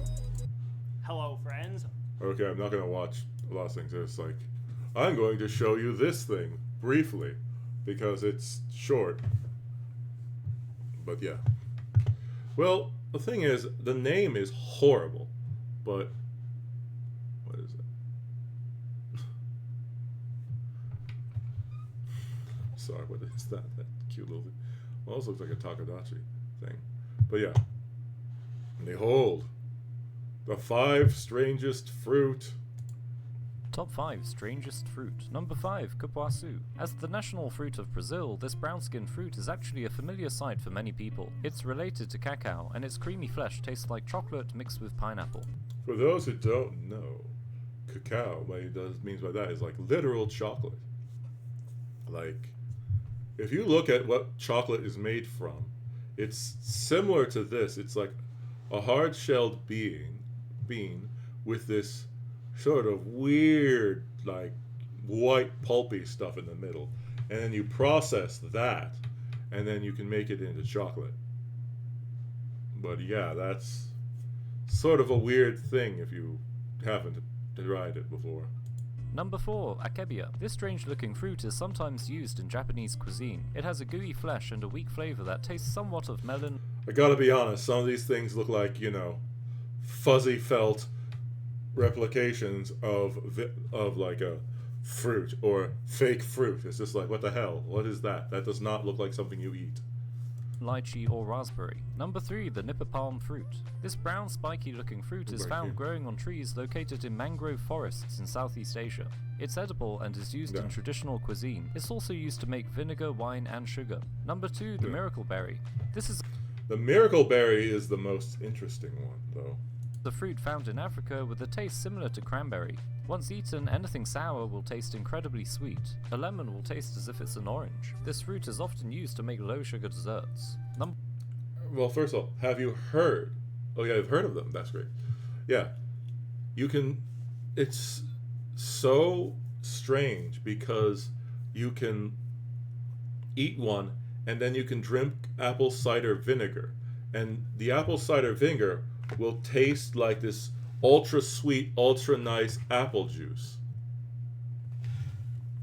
Of course, you know you'll get sick later because you literally started drinking vinegar. It removes the off-putting taste, the sour taste of it, but you know, you still will suffer the effects of chugging vinegar. But yeah. Number 1, Monstera deliciosa. If eaten when not ripe, this fruit's calcium oxalates will burn your throat. However, when ripened it's safe and is said to be one of the most delicious fruits on earth, tasting of banana and pineapple. Like and subscribe. Top 5. Moon, have you heard of the miracle berry? Yeah, that's I see. I'll keep that in mind. Moon, run away! Get away before you go to school one day. You're just like drinking something out of a thermos, and it's just like, oh, what's that? It's like apple cider vinegar. Oh wait, you didn't even specify the apple cider vinegar. You just start chugging vinegar, and then it's just like, oh, I see. Oh my. Well, although technically I'd have time to play this whole thing, we all know that it took like almost 2 hours to get through the other thing. And actually I have no idea how much of this is just talking, or once again I have a thing of stopping at the exact right time to well, I guess we'll try. So let's cover the history of American chip flavors. My name is JJ, and one topic that I've had a lot of... If I remember correctly, most of the quote-unquote American chip flavors were... one second, just... you know, I'm leaning back, but because I've changed position, it's treating it as if I'm leaning forward. Once again, I'm the master of stopping at the wrong time. But most American chip flavors were invented by a Canadian.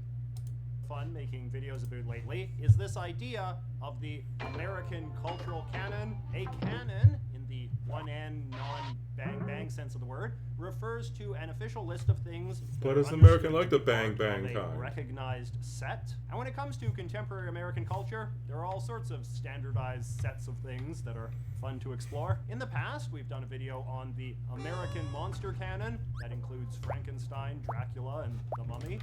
It's not Frankenstein. It's Frankenstein's monster. Frankenstein is the scientist. Also, fun fact, in Mary Shelley's Frankenstein, which Mary Shelley is the author, and yes, it is a woman. A woman wrote Frankenstein. In the actual book, Frankenstein is not meant to be an undead. It's basically just stated that Dr. Frankenstein's like, I'm going to create life. And then he created life. Without any explanation as to how he did it. In the story, the person looks like the perfect man. However, their eyes are freakish and cause people to literally freak out and attack it, if I remember correctly. However, the sort of undead Frankenstein made up of various different parts is from the movie, which, that caught on, even though the book is very different. As well as one on the American candy flavor canon, which includes lemon, lime, orange, strawberry, and cherry. And today, the reason American banana flavor tastes different than bananas is because of the fact that the artificial banana flavoring was made to replicate the flavor of a banana that is now extinct. So, and then companies we're too lazy to change this. we are going to talk about the American potato chip. That's because all our bananas are clones. Which makes them easier to produce, but the downside is, and that's why they're also ultra consistent. However, the problem is, once a bacteria adapts to that banana, then it's like, okay, I've adapted to this one banana. That means I'm adapted to every single banana of this species. Because, as I said, they're all clones. That's why the bananas that Americans eat don't have seeds. Because, as I said, they're cloned. Yes. Flavor canon. This is a crisp when it comes flavor to the thing. best-selling Sorry. flavors of potato chip in the United States, the Big Four consists of plain, sour cream and onion, barbecue, and salt and vinegar. Living on this continent, you just sort of take these flavors for granted as normal, and probably don't often pause to ponder just how unique and arbitrary they are. In many foreign countries, after all, their potato chip flavor canon is completely different. I remember when I was in Holland, pepper... Even in Canada, they have their own flavor, which is all dressed, which is a combination of a number of different flavors, including like salt and vinegar. And Canadians really love their all dressed chips.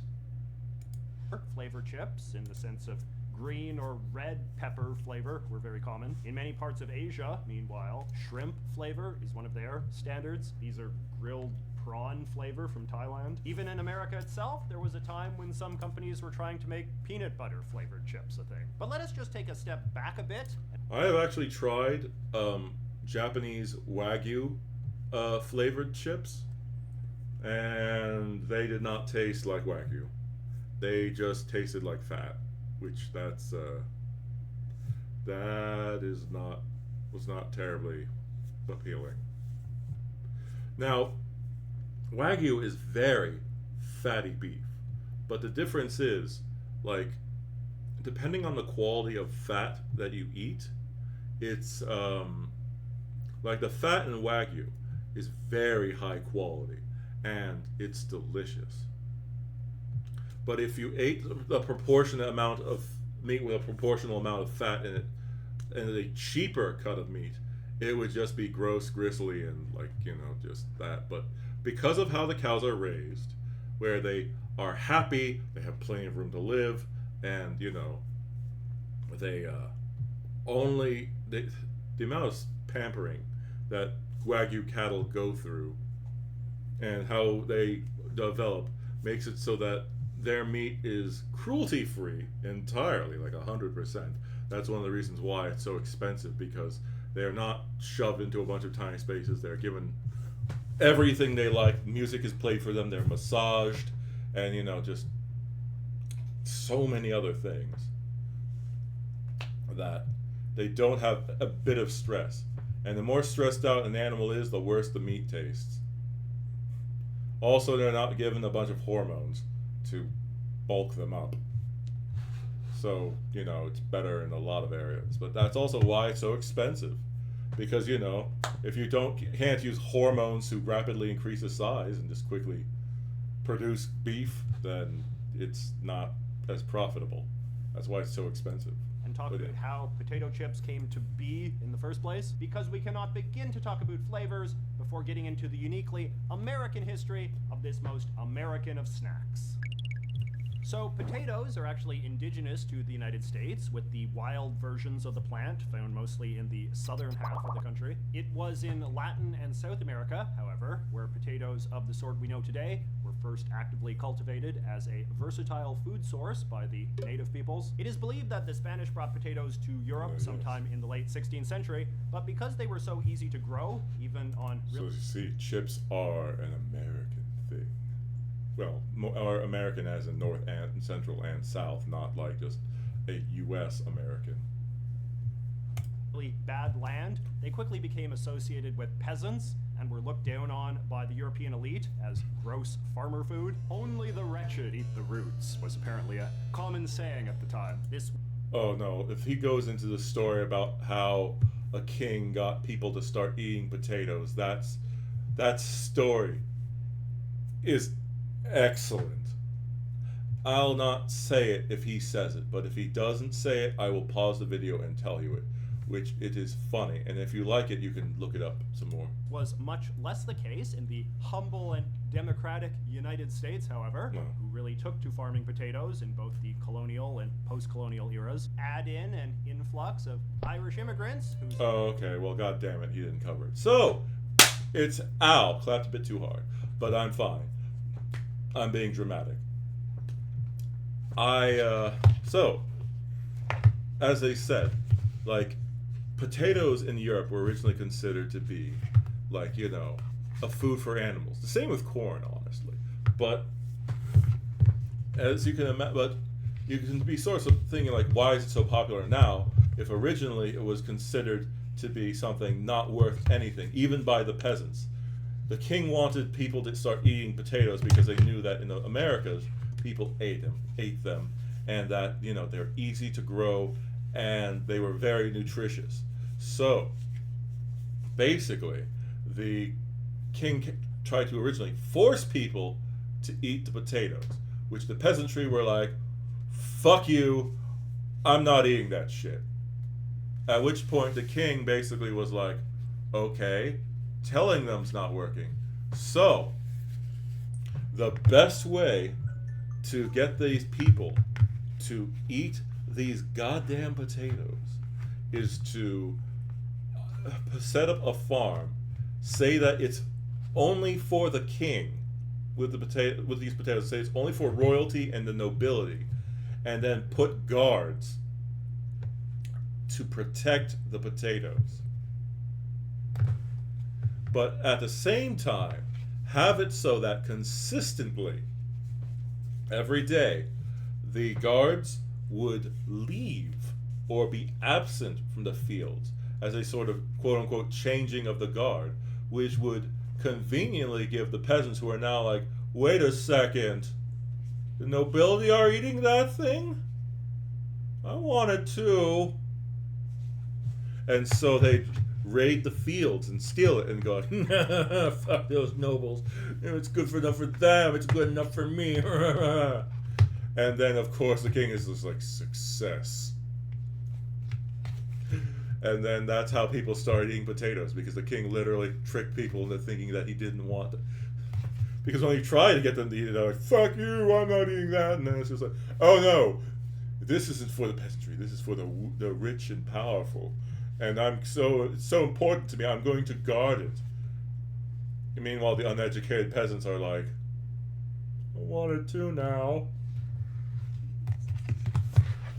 But yeah, it's just. Oh yeah, it is sort of funny, and then of course there's the. Not sure if it's true, but the story about how chips or crisps were rather made, which was, you know, somebody was asking for like some fried potatoes, but he kept saying that they were too thick, and then the chef kept like cutting it thinner and thinner and thinner until he's like, you know what, I'm gonna cut them as thin as fucking possible, fuck you, eat that. And so he cut them like as thin as he possibly could, put them in the oil, and then, you know, like presented to the guy, and the guy was like, I love it. No, okay. Now, is that true? Or is it just, you know, a story? That's not so sure, because, you know, a bunch of places say that, claim that story. But, you know, it's a fun story, but it may not be true. Because, you know, everyone can understand trying to be maliciously compliant once in a while. And I no longer have time to watch the full episode. But yeah. Well, yeah, you know. And to be fair, this isn't like some important thing. So saying it's true in my heart that this is fine, but you know, when it comes to other stuff, like, you know, when people are like, I believe Trump to be the true president, and he's the best person in the history of America, and he never lies. I know it in my heart. You know, just no.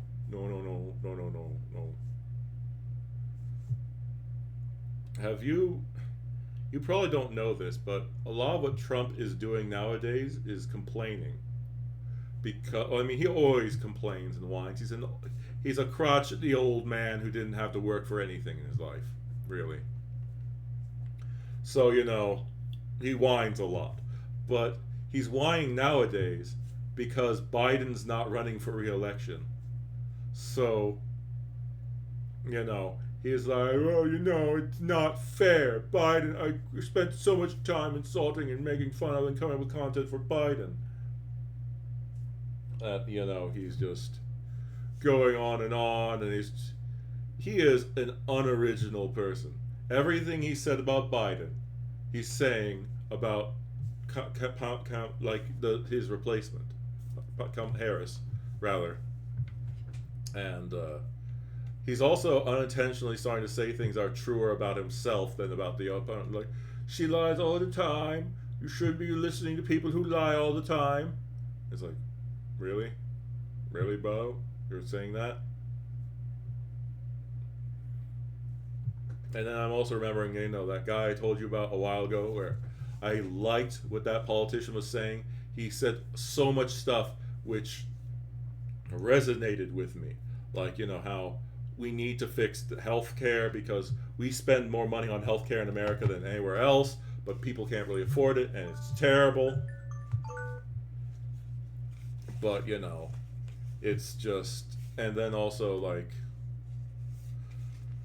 just all the benefit, how the corporate world is making things worse, which, you know, all that is true. And then he's just like, so I'm going to work with Trump. And it's just like, how do you get there? And like, because I also believe in trying to make things more true to, like, a true democracy.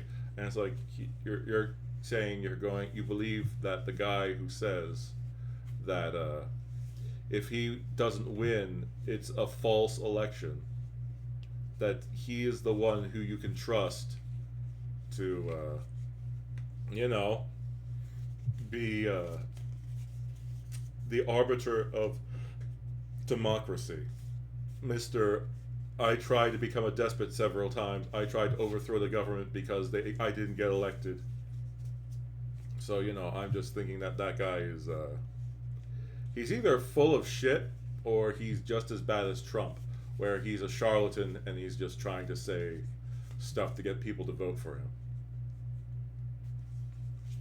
Because, you know, Trump basically... President Obama, it was not a perfect president, but he did a lot to try to limit and rein in a number of the corrupt and outright stupid things that existed in this country. Like, Person, do you know what a for-profit prison is?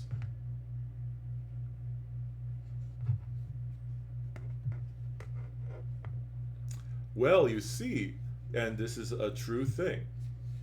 A for-profit prison is a prison which is run not because of the state, but for profit, which means that the state is charged money if the prison doesn't have enough inmates, because when the prison was built, they had to sign a contract which said that in the event they do not have enough prisoners in the prison, that the taxpayers will be fined. Which isn't that great? Like, that, hey, people aren't breaking laws. Oh, we can't have that. We need to put people into jail so that we don't have to pay money for that.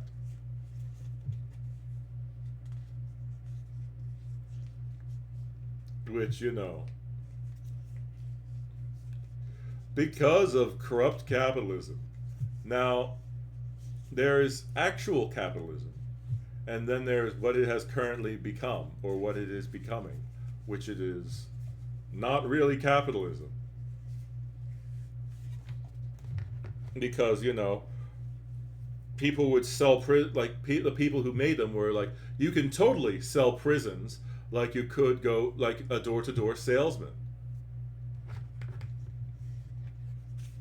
And then on top of that, these prisons also tend to use their prisoners as a labor force.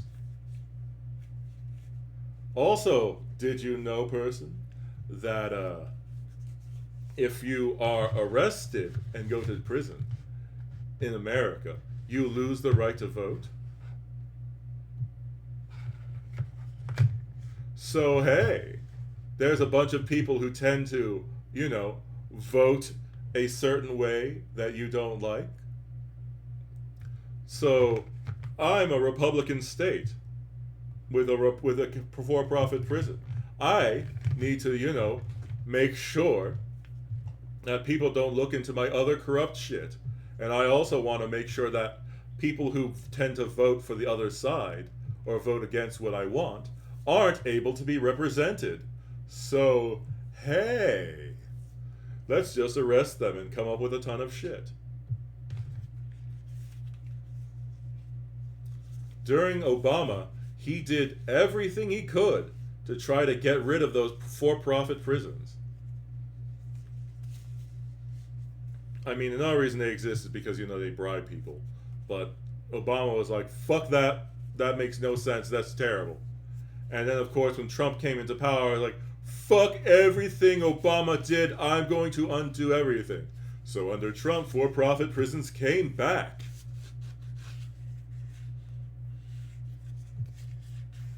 Which, that's fun. Also, I'm going to go back to just talking, I think. There's a number of issues with American politics, like gerrymandering and the filibuster, which is... So, basically, like filibustering, you can be... Now, there are parts of American, democracy which was made to, make sure that a party which had the majority could not steamroll and ruin the nation. So that's what the idea of some of these things were put into place for. So they have a very good reason for existing. It ensures that the smaller party is still able to, get what it wants sometimes. However, in reality, that means that if the Republicans don't win, they can do everything they want to stop the Democrats from doing anything unless a large number of the Republicans also vote for the Democratic thing. Which basically means that even if all branches of the government have a Democratic majority, the Republicans can basically just fight and stop any progress from going on. Because they want to basically say, like, you see, the Democrats can't do anything. And you see, their platform is government doesn't work. So ultimately, when, you know, government doesn't work when they're doing stuff, it's because, well, you know, they're not trying. Sorry. It's really annoying.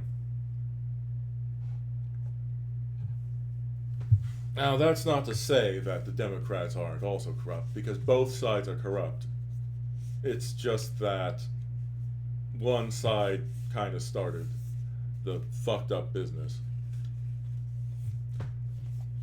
And the decline of American democracy, I can start to say, is partially caused by asshole politicians like Mitch McConnell.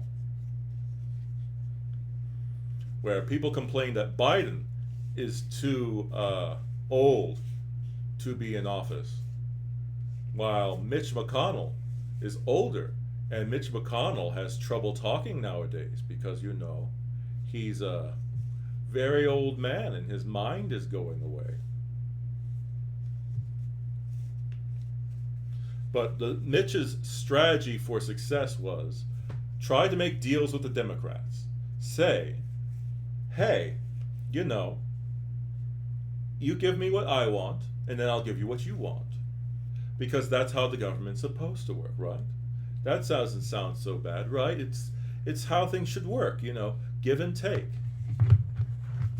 Which, you know, so the Republicans would say, I want this, and then you scratch my back, we'll scratch your back. The Democrats would allow the bill that the Republicans want to pass. And then they were like, okay, now that we've done that, now you can help us with our bill. At which point Mitch and the other Republicans were like, ha ha ha, fuck you, we got what we want, why should we do what you want? Idiot. Meh. And, you know, after doing that, like 2 or 3 times, the Democrats were like, we're not doing that again. We're not helping you. At which point, Mitch McConnell had the balls to literally go up in front of everyone in the nation and go like, the Democrats refuse to work with us and compromise. And it's like, motherfucker, we have the receipts of everything you've done. What the fuck? Because that's basically what when I was growing up, both sides actually work together. I know. It's shocking. And actually, the Republicans were seen as, you know, all the things they claim to be now, they actually once were, you know, the pro-freedom, like, other side, the people who really cared. Although, you know, they believe in trickle-down economics, which is complete and utter nonsense. They did care about the country, and they did care about the Constitution, which now they'll actively wipe the Constitution with their ass, make up a ton of shit, and then they just lie to people. Which, you know, the Democrats are also pretty terrible, but, you know, it's by degrees. It's just like, which one is more likely to, both of them are corrupt and take money from the wealthy, and are basically funded by stupidly wealthy people. So, you know, that's the unfortunate side effect of modern politics. And both sides are just becoming increasingly isolated from the other. But either way. Yeah, it looks like things are fucked for us. Especially because, you know, in actual capitalism, you're supposed to do things that make sense, and everyone's supposed to get better. But modern capitalism is more just like, fuck everyone over to get a small amount of money, and do things which, in the short term, make it look like you get a lot of money, but in the long term, lower the value of money. So it's like, I'm getting big numbers. Yes, but those big numbers are worth less because you're focusing on short-term gains, and in the long term, you're basically burning down your house. It's like during the winter, firewood is valuable. And you decide your house is made of wood. I'm going to start chopping down parts of my house. I'm going to be selling the wood in my house that makes up my house as firewood. And I'm going to make a lot of money that way. And then it's just like, yes, but you no longer have a house now. And there's a big open hole and it's freezing and you're not really able to enjoy that money because the cost of the stuff is you're not making up the money to buy a new house. But just I guess one other thing, the way in human history, the way businesses usually worked is that the first generation basically would found a business. The second generation would stabilize the business. And then the third generation would destroy the business. Because they're so far removed from, the process. And usually the third generation is where they got spoiled, and then the third generation would essentially just waste the money. And, they would ruin the company, and then something new, a new company would take its place. However, with all the rules they currently have, they now have people who are, it's now that like, oh, hey, I've completely ruined this company. But, the government will pay out to make up for the money I waste. And then there's also the problem with, if you're a CEO in the modern, and not just talking about in America, I'm talking about in the world, and you destroy a company's finances, and you get fired for incompetency, you're still going to get hired by another company. Because CEOs don't need to be competent to get hired. They're just hired because they're basically a CEO of a former company. Even if they were considered the worst CEO in the history of mankind, they still get to fail upwards. Which, that's not exactly fair. But, the wealthy are in power, and and people keep directing. It's like, oh, it's not like, the 1% that's ruining the world for everyone. It's white people, and specifically white men. Just ignore the homeless white people you see, and ignore, all the wealthy people in the back. Just, let's be racist. Yes, racism is always the answer. Because, it's the medieval tactics of, hey, it's not the Lord's fault that everything's gone to shit. It's that group of people I don't like. Yes, indeed, it is the minority's fault. But yeah, I have to go now. Moon left probably because of the sun time. Sorry about that. I have to leave immediately. All right, bye. Thanks for coming by. I appreciate you and Moon coming. See you. Bye-bye.